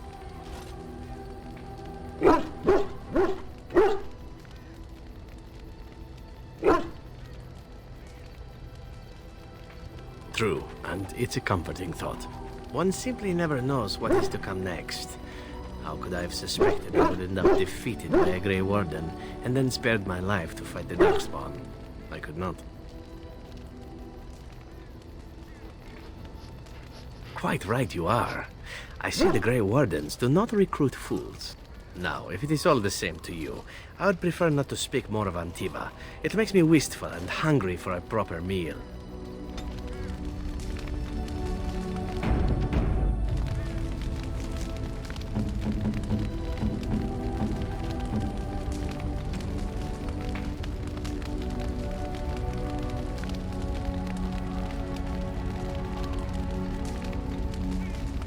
Here I am.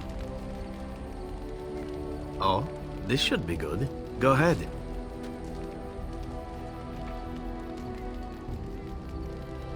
And why not?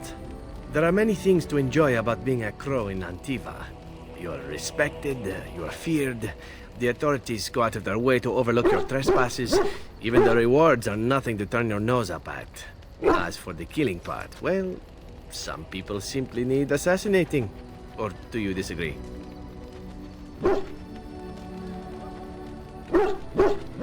Now there's an interesting word, innocent. How many men do you know who can claim to be truly innocent? But if you're talking generalities, such as children and relatives and bystanders and such, never on purpose. But it happens. It's unfortunate, but death comes to us all. If not me, then some wasting disease, or a fall down the stairs, or at the hands of a darkspawn. It's all relative in the end.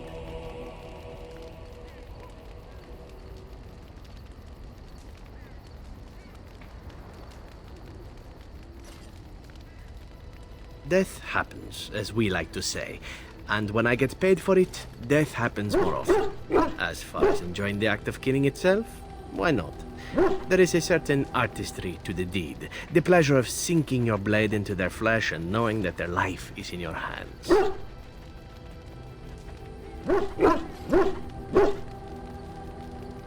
There are many things I did not enjoy about being a crow, of course. Having no choice, being treated as an expendable commodity, the rules, oh, so many rules. But simply being an assassin, I like it just fine. I will continue to do it if I can, even if I am not a crow. Honestly, could you picture me doing something else?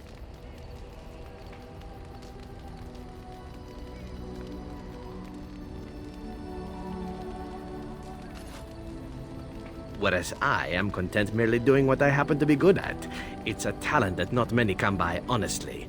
I don't see why I need not pursue it. Of course, all these thoughts are moot. Chances are still good that you and I will perish, eaten by darkspawn or slain by the crows at some point. Very gruesomely, I imagine. But it is pleasant enough to chat about. Come, let's move on while our boots still have some wear in them.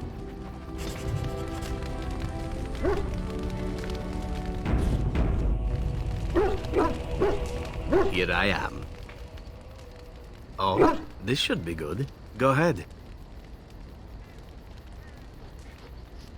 I know little enough of the Dalish other than the fact that my mother was one, or so I was told. She had fallen in love with an elven woodcutter and accompanied him back to the city, leaving her clan behind for good. And there, of course, the woodcutter died of some filthy disease and my mother was forced into prostitution to pay off his debts. Oldest tale in the book.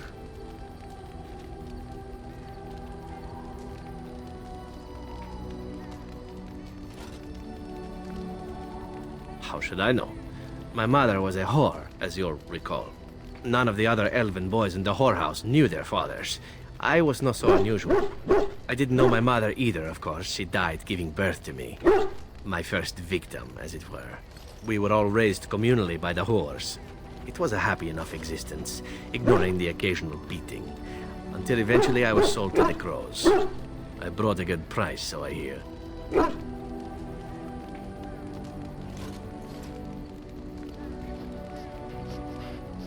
It could have been much worse. Shall I tell you about what happened to the other whorehouse boys who did not fetch a decent price with the crows? Surely your life has not been so idyllic. People like you and I are not the product of happy lives of contentment, after all.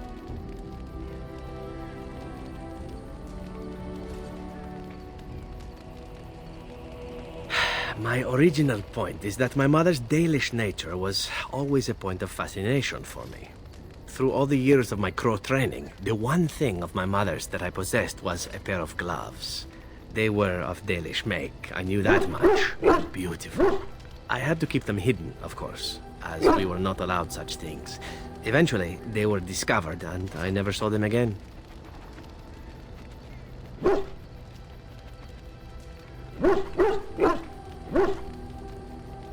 Not at all. I think of myself as Antivan. Still, that did not stop me from running off to join a clan when I drew near Antiva City once. Naturally, the reality did not live up at all to the fantasies I had constructed as a boy, staring at those gloves. But such is life. Come, enough talk of the Dalish. Let us move on.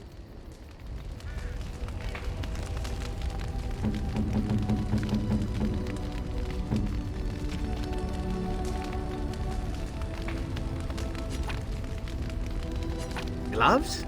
You're giving me gloves? What for?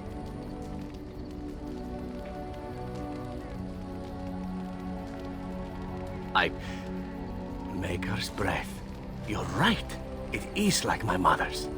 The leather was less thick and it had more embroidery, but these are very close and quite handsome. Do I seem surprised? Perhaps I am. Still, I appreciate the fact that you even thought of me. No one has simply given me a gift before. Thank you.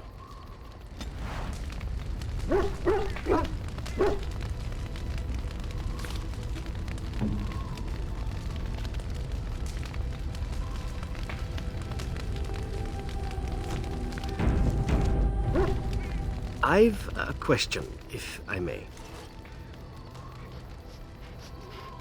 Well, here's the thing. I swore an oath to serve you, yes? And I understand the quest you're on, and this is all very fine and well. My question pertains to what you intend to do with me once this business is over with, as a point of curiosity.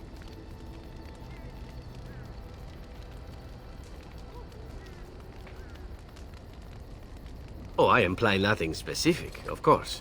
One simply assumes that once your Grey Warden business is finished, you would have no need of an assassin to follow you about. Am I wrong?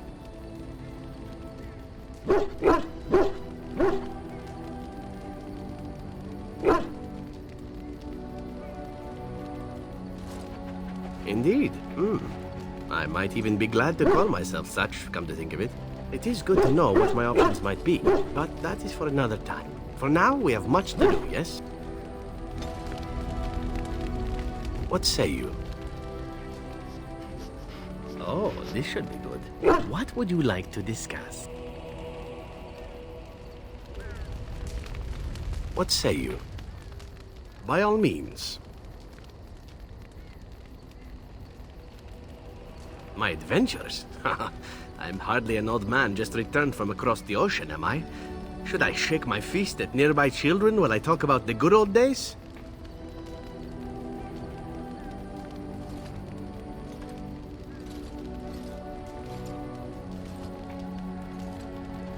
Falling down a flight of stairs is an adventure. Falling into someone's bed, also an adventure. I am assuming what you're looking for are professional anecdotes. Let's see, my second mission ever for the Crows was a bit intriguing. I was sent to kill a mage who had been meddling in politics.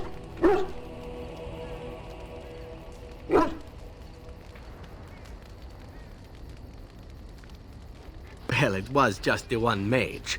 Not as simple a mission as the vagrant Grey Warden or two, perhaps.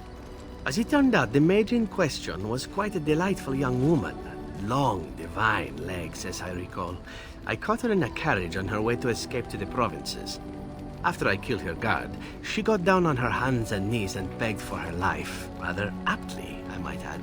So I joined her in the carriage for the night and left the next morning.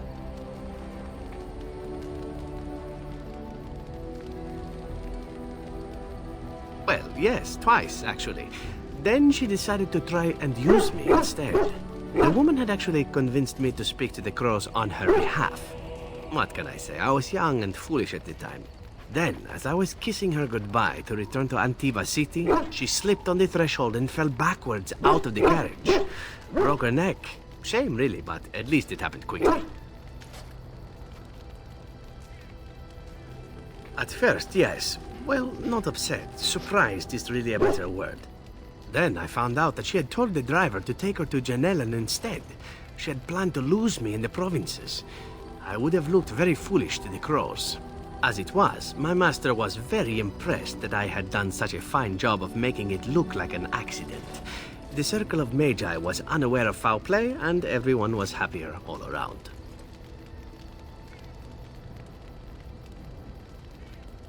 Like being spared by a benevolent mark who then helps me escape from the Crows? Yes, it does seem to happen now and again, doesn't it? It was after that when I learned that one needn't let a pretty face go to your head. Professionalism was key. That's my moral of the day, you see.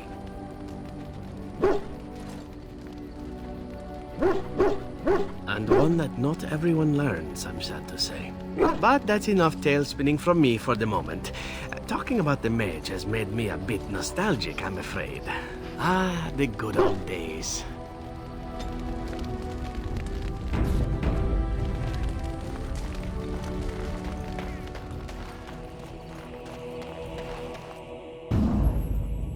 Yes. Yes, indeed.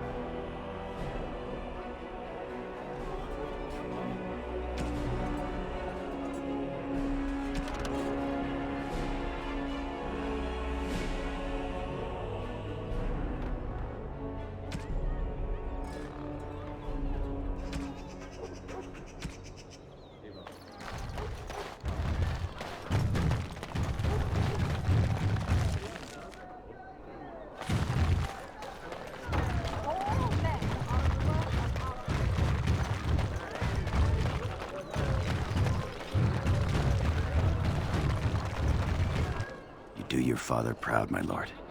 Certainly.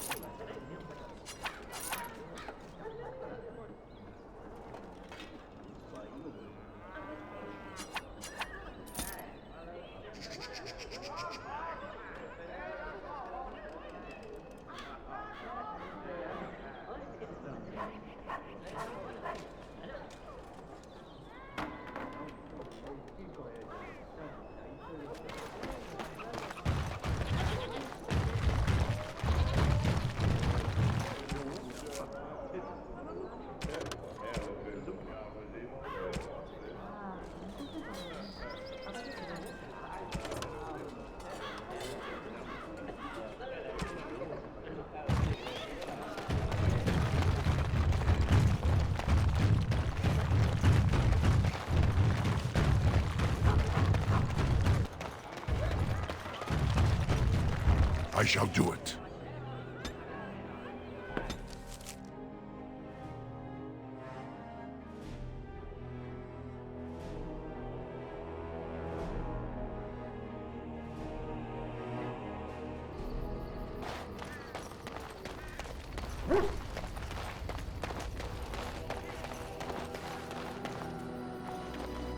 Enchantment?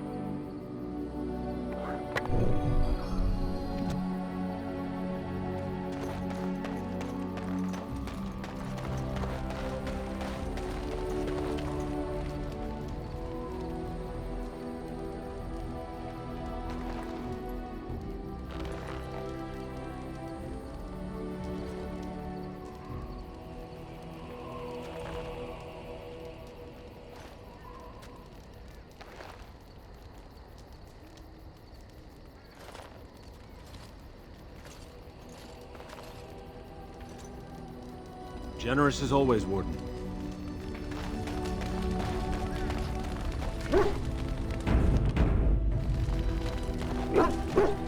I shall do it. Yes. Yes, indeed.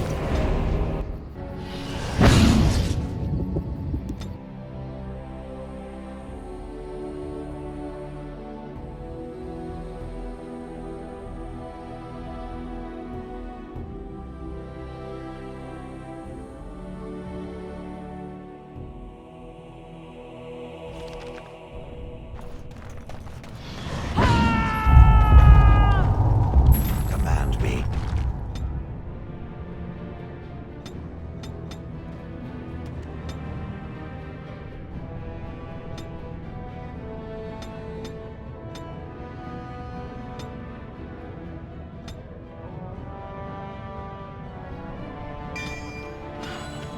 We have much to do.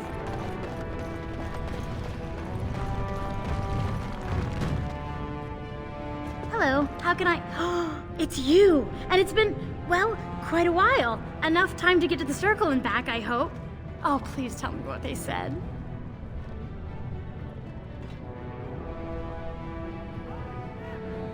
Ancestors, bless you! I can't believe it! There hasn't even been a Dwarven observer in the circle since Urelden in the 13th century! I need to pack. No, my parents would get suspicious. I need to go. Is there anything I should bring? Books? Tuition?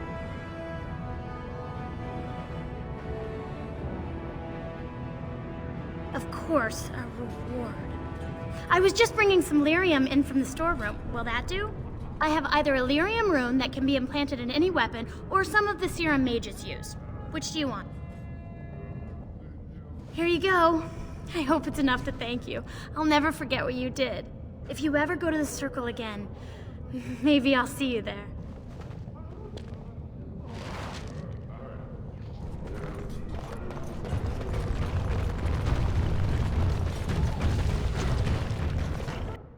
It has begun.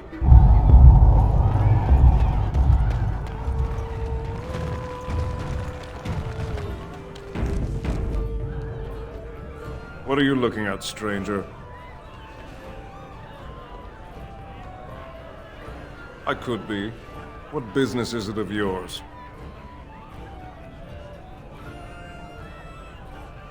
I have no daughter. Could be you met a casteless whore claiming she was once mine.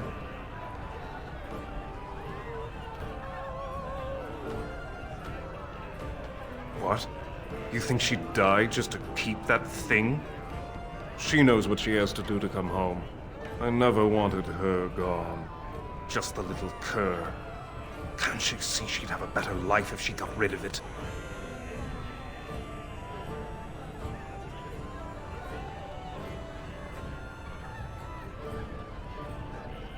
Look, just tell her... We never meant to hurt her. It just seemed best that... Oh, just tell her to come home. Her mother and I are waiting for her.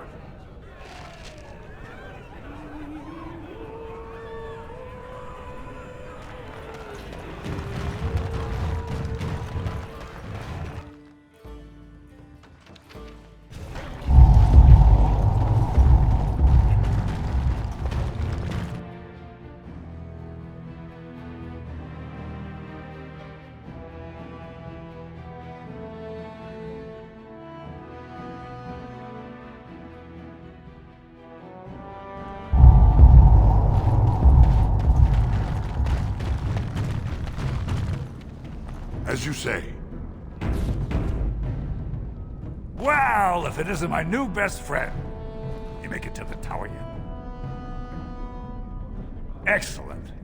I must say I wasn't sure I'd see you back here. Now, that was 10 sovereigns we agreed to, right?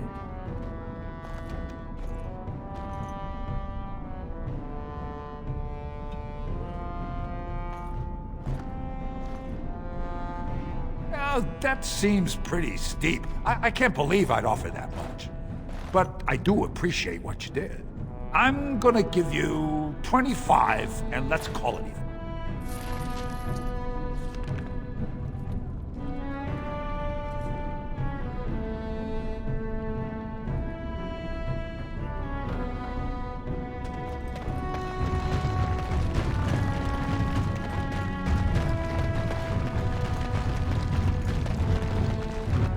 you're back. I thought you weren't coming. What did he say?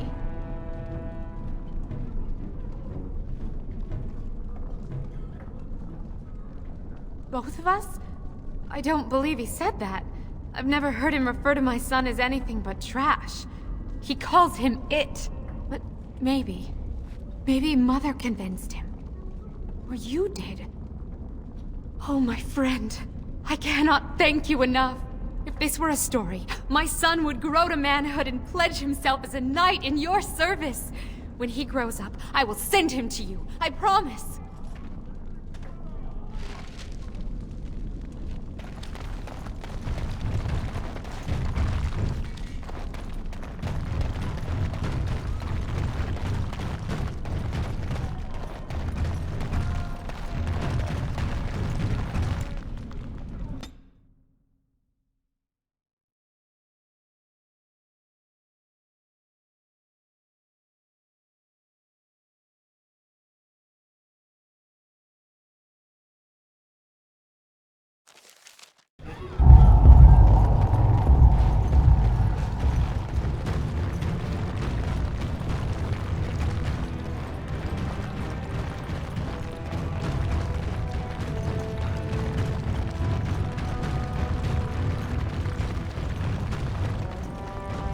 You're the best wrangler I've ever seen.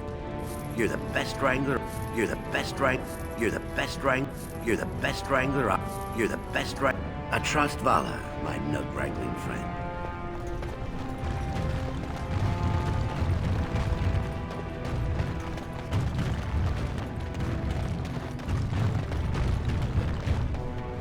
Just can't get enough of our clammy mine air, can you? Did you need something?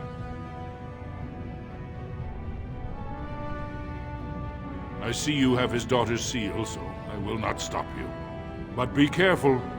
Just because the beasts are pulled back from Orzammar doesn't mean there are any fewer in the deep roads. Either we finally have the edge, which I doubt, or the beasts are building up numbers for the next attack. Best of luck.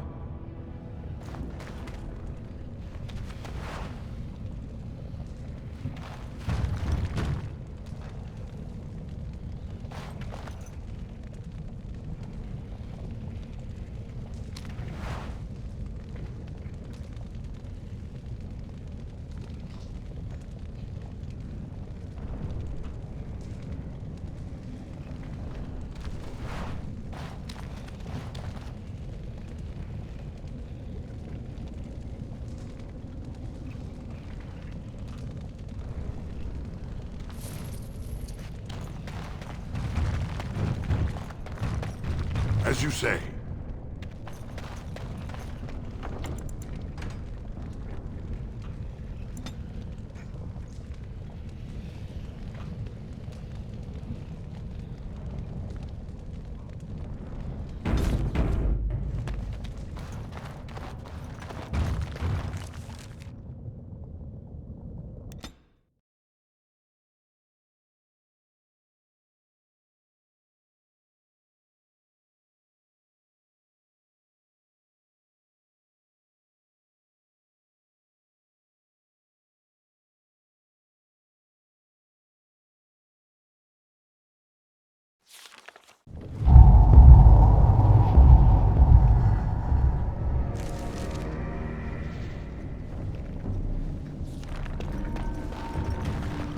This used to be part of an empire, lost to darkness.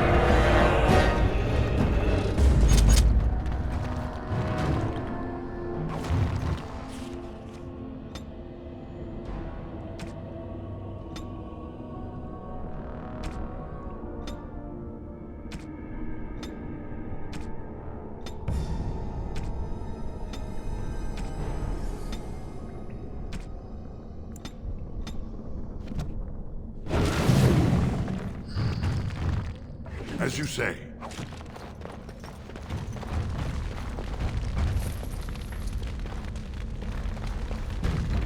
It has begun. It shall be done.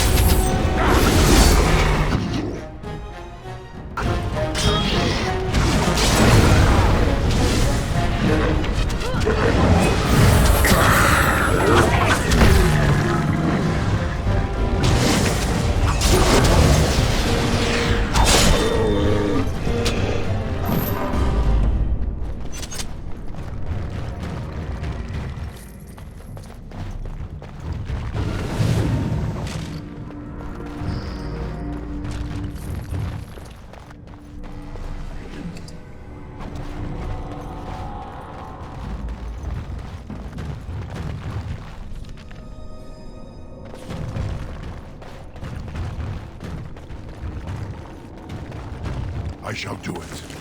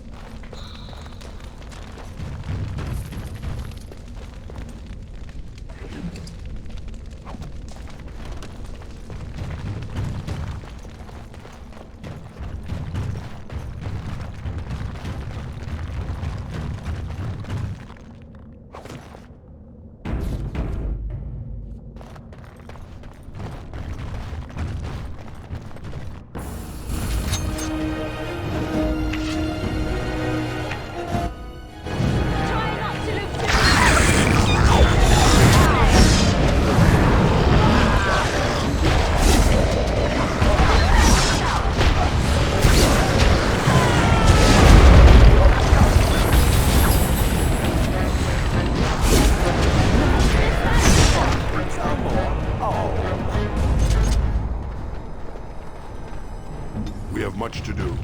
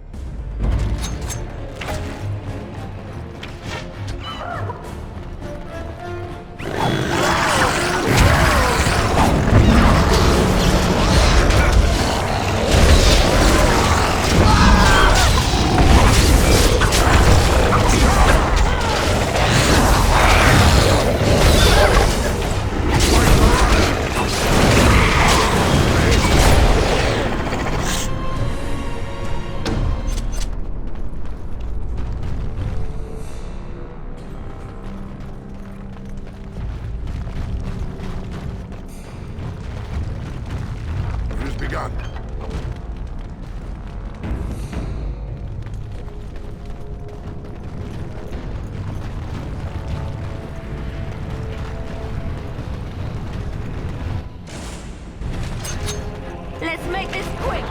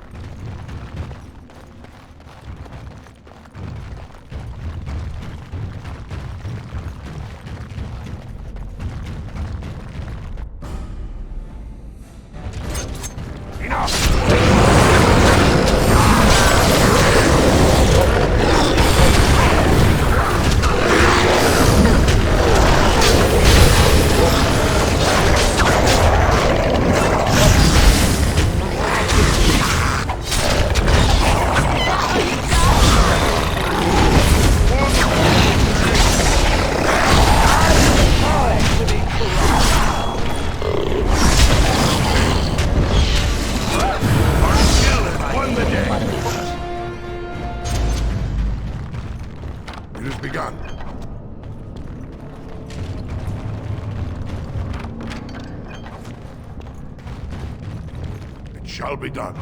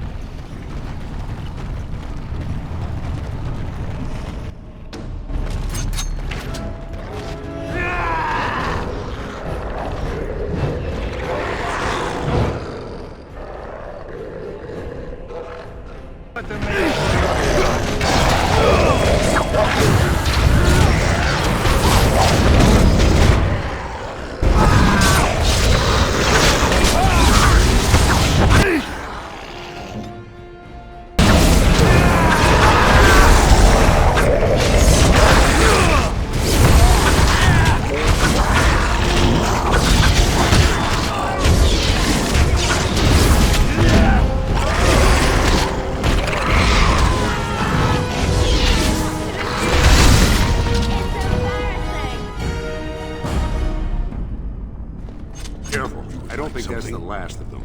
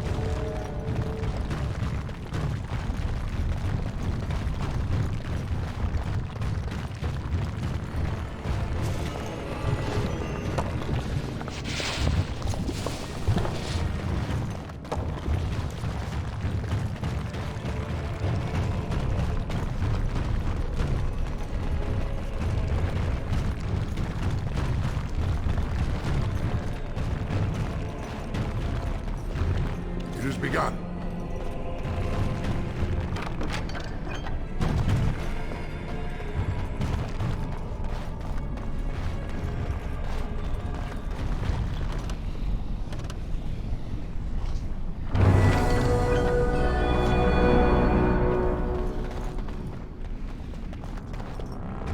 It has begun.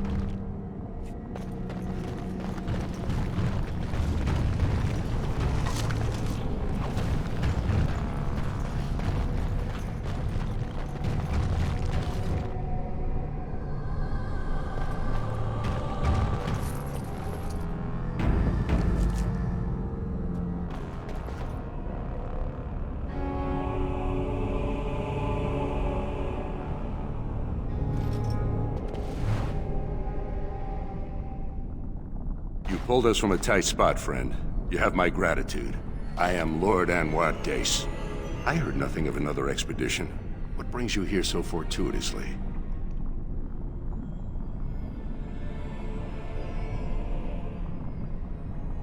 I don't understand. What could... These are the terms of a deal we made with Lord Harrowmont, but... the charlatan. He's promised the exact same land to Helmy. Thank you for bringing this to my attention. I owe you twice now. My life and my house's fortune.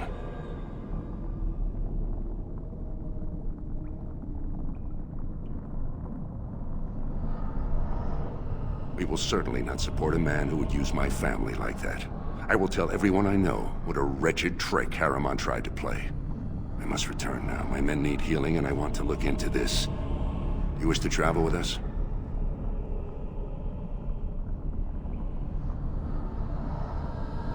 And let us reach Orzammar before more beasts find our scent.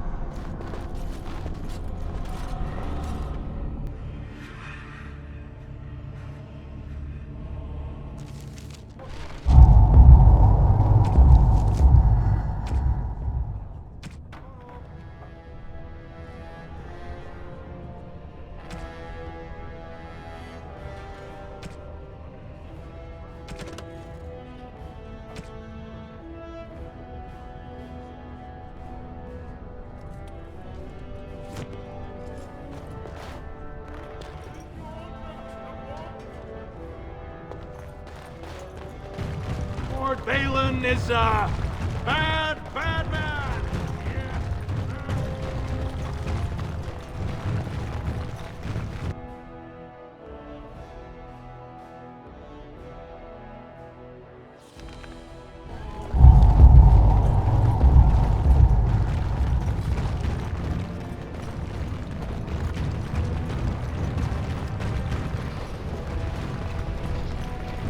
So I am led to understand that the sister is a follower of this Maker.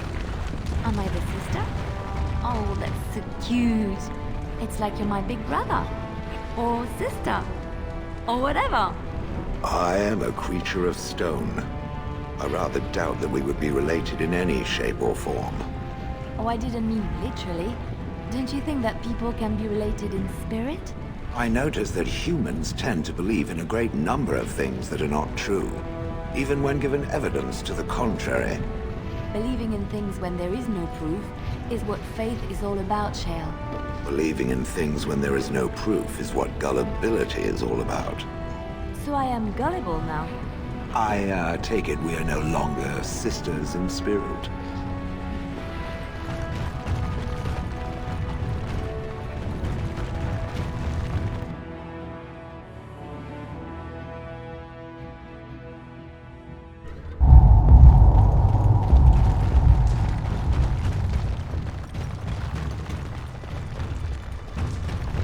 Ha! You're back!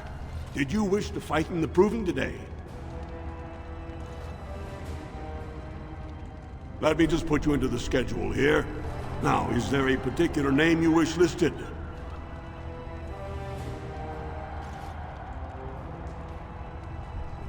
I'll just call you Grey Warden, since you're no longer of House Idukan.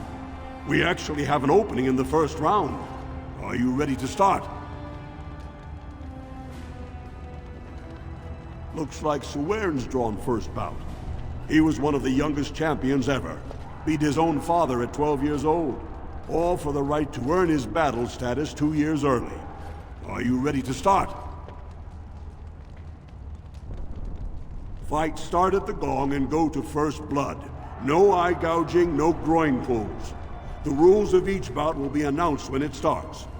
You should be comfortable with normal weapons and lyrium enhanced weapons, in single combat, pairs, or battle units. Are you ready to start? Come back soon. You'll be fighting the bout as soon as both fighters are ready.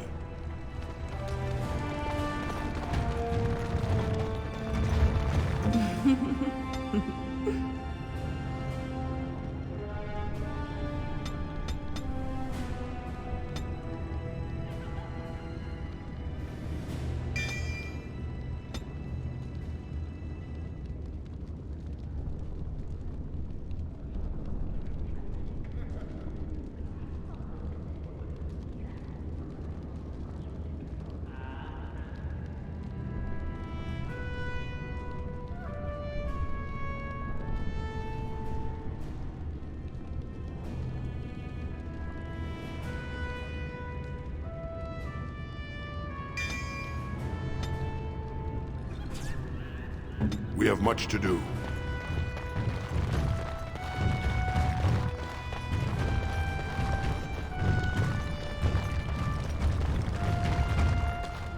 Didn't I say I need to concentrate?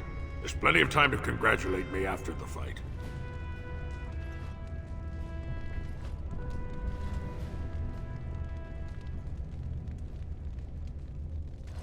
So you're the Grey Warden? It's an honor, really a privilege. You hear so much about the Wardens. They say on the surface, they're the only ones who fight Darkspawn, and everyone hails them as heroes, and... are you taking recruits?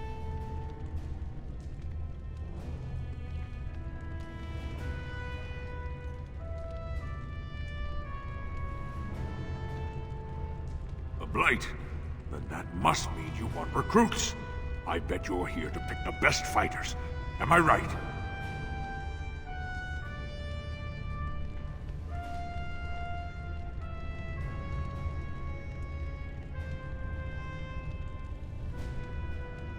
If that's true, it must be because of the king.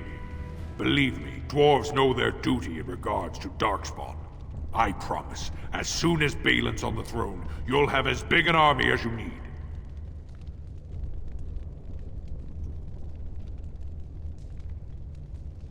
Then may our fight honor Prince Balin. I'd like to talk, but I really can't be distracted right now. Must think about the fight.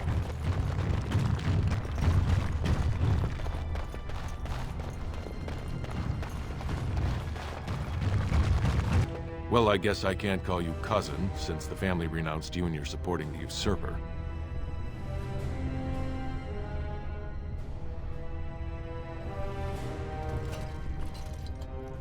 You haven't said you're championing Harriman, but it's obvious Balin didn't send you. Whatever Harriman's reasoning for wanting you here, he'll be disappointed. I've been watching you, and I must say I'm not impressed. Your stance is sloppy and your eyes proclaim your every move. I've no doubt I could beat you. Of course, you'll never make it that far.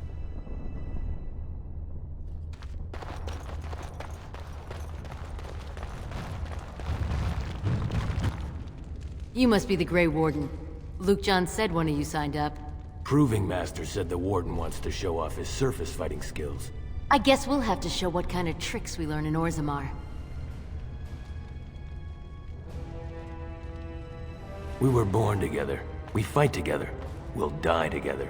The ancestors gave us one soul, but two bodies. Everything we do together.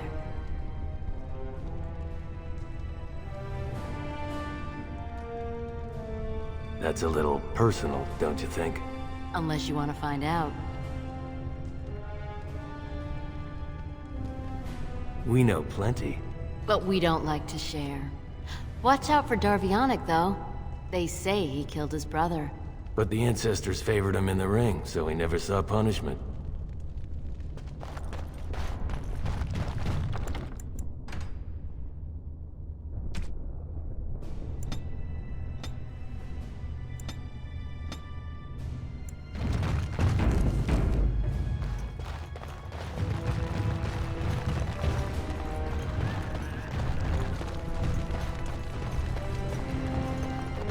Today, I shall win back my honor.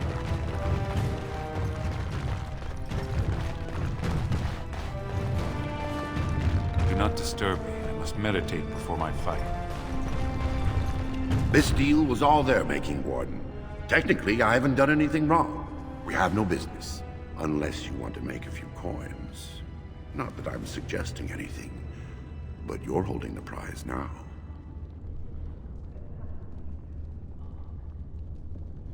I have a collector in mind.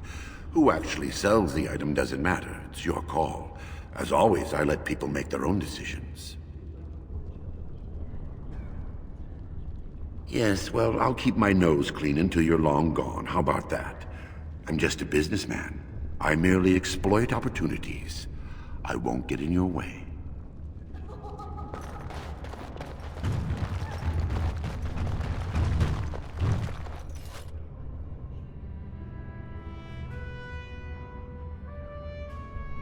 Don't take it personally. Hana-shan's a member of the Silent Sisters. She doesn't talk to anyone.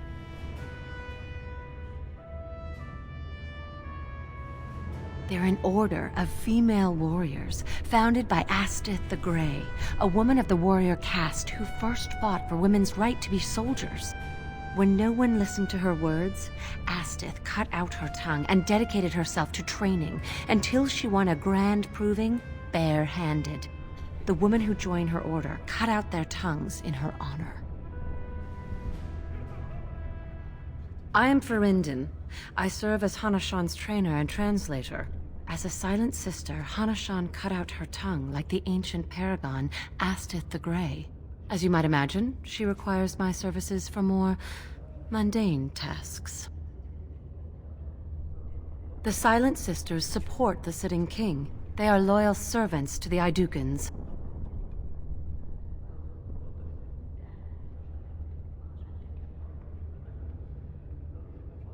Then you have lost.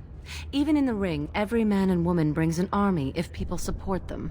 But she who fights without cause is only training.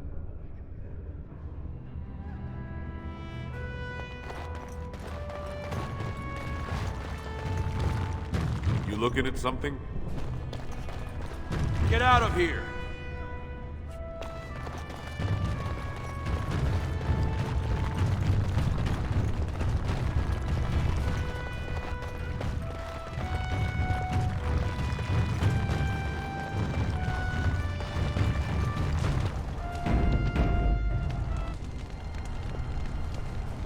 Good, you're back. I was about to start looking for you. Are you ready to fight? Remember, once the fight begins, the roster is final. No new additions are accepted, and all withdrawals are marked as losses.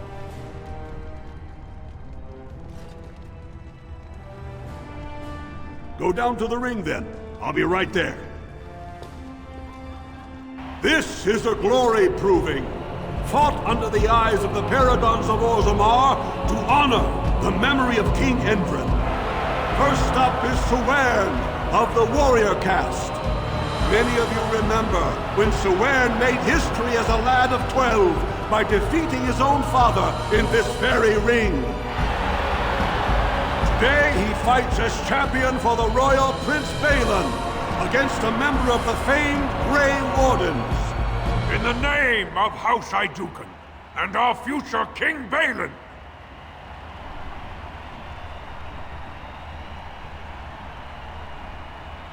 First warrior to fall is vanquished. Fight!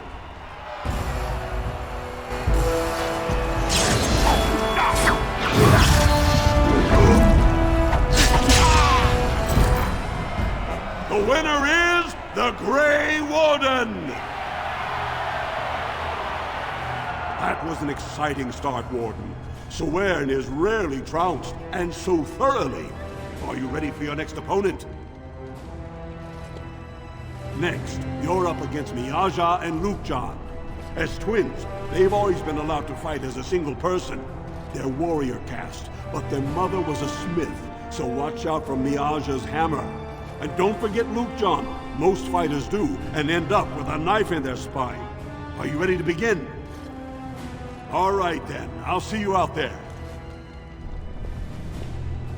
This is a glory proving, fought under the eyes of the paragons of Orzammar to honor the memory of King Endrin.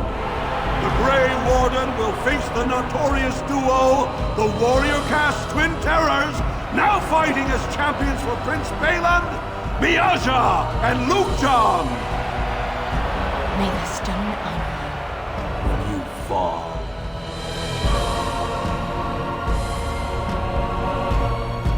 First warrior to fall is vanquished. Fight!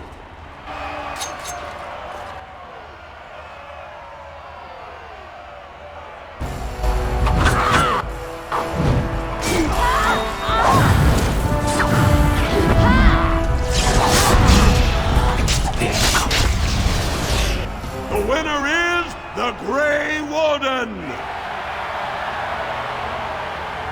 Well, that was an exciting bout.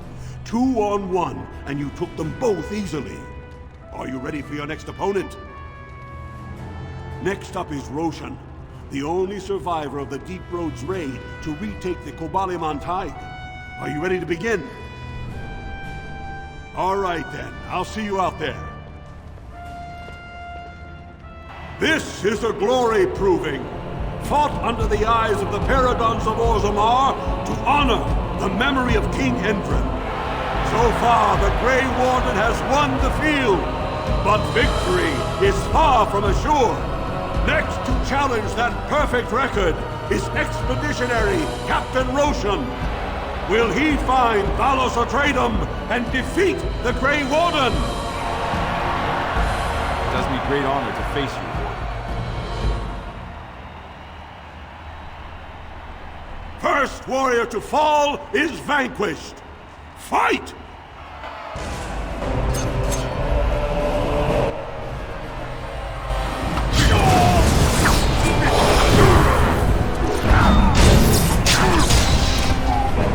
The winner is the Grey Warden! Better and better, Warden. I never would have guessed you could triumph over Captain Roshan. Are you ready for your next opponent? Pick a partner, because this will be paired combat against Davianic and his second Oleniv. Davianic's been a feared fighter in this arena since he was accused of murdering his own brother. He fought to prove his innocence. When the ancestors cleared him, he went on to be a 4-time Grand Proving Champion. Are you ready to begin? All right then, I'll see you out there. This is a glory proving, fought under the eyes of the Paragons of Orzammar to honor the memory of King Endrin. This round is paired combat. Just as Kiakshet fought as King Bloodwick II, defending our empire, so have dwarves always fought alongside a second. Grey Warden, choose your second, for now you face Lord Davianic Volney and Oleniv.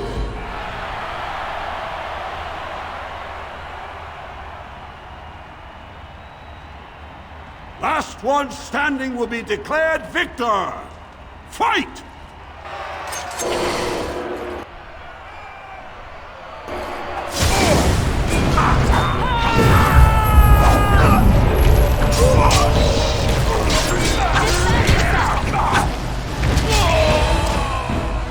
The winner is the Grey Warden! You prove yourself a master of paired combat, Warden. I congratulate both you and your second. Are you ready for your next opponent? This is the championship round. A full squad-on-squad combat. Piotr Naidukan leads the same team he's taken to victory in over a dozen Deep Roads expeditions. Are you ready to face the final test? May the ancestors choose wisely.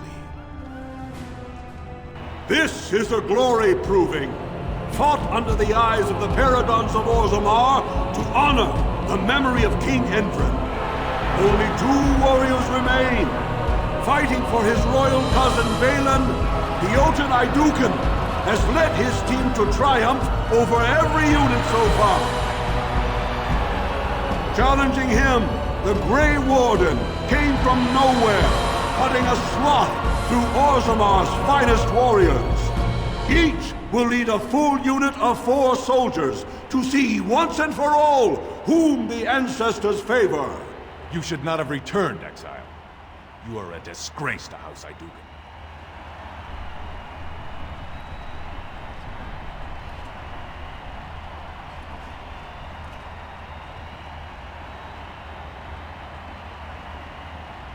You honor me. Last one standing will be declared victor. Fight!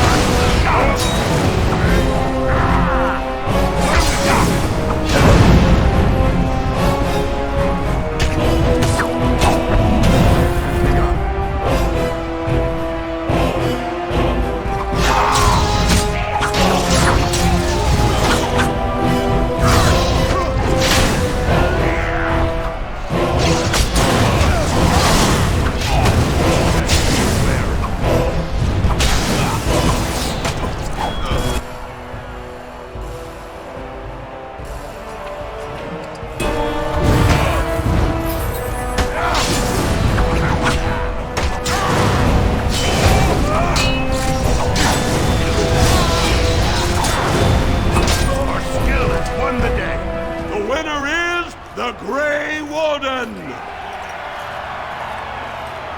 Congratulations! You defeated the man Prince Trian himself once called the Horns of my army. Do you deny this Grey Warden has earned the championship? Then I am pleased to announce the Grey Warden as the winner of this memorial proving, the favorite of the ancestors.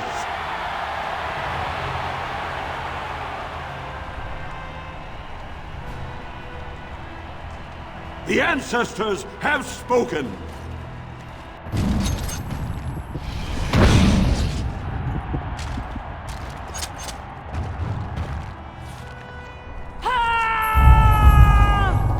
May the ancestors favor both our fights.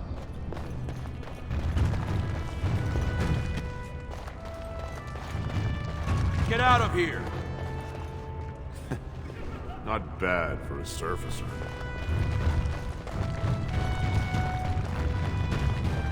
May the ancestors favor both our fights. You did me honor, Warden.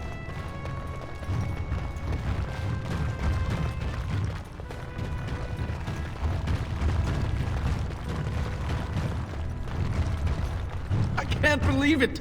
The ancestors came out of the sodding ground to kiss your feet, Duster. That was an excellent showing. Exactly what I expected from a Night Looker.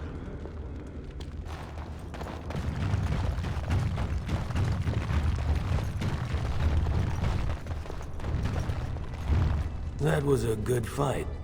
Miaja learned a lot from you. So did Luke John.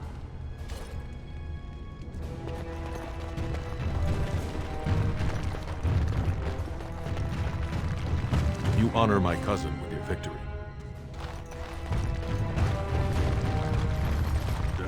Let me know when you're recruiting for that army.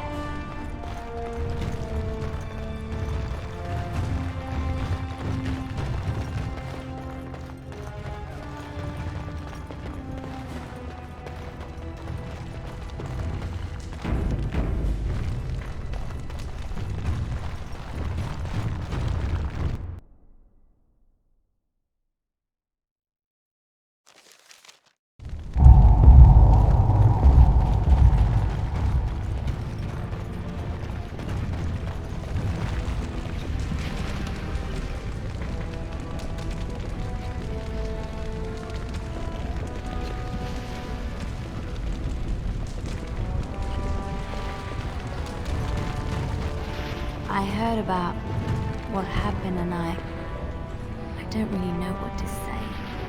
But I feel like I need to say something. Sorry, perhaps. I do not need sympathy, so do not feel obliged to give me comfort. We all die, Liliana, and we all know it. How is this different? Because it's sooner? Is it really? I may die next year, or I may die tomorrow, shot through the heart by a bandit's arrow. I do not know for sure. The constant fear of death is enough to take the joy out of anything, especially life. Do not worry for me or for yourself. Death will take us when it wills. Until then, we shall live, truly live.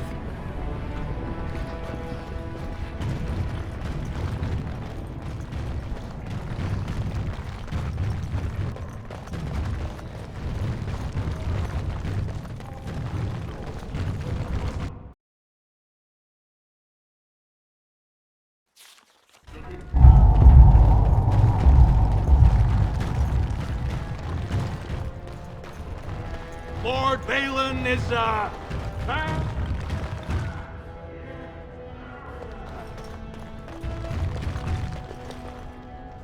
Thank you for your service. You have House Dace's thanks.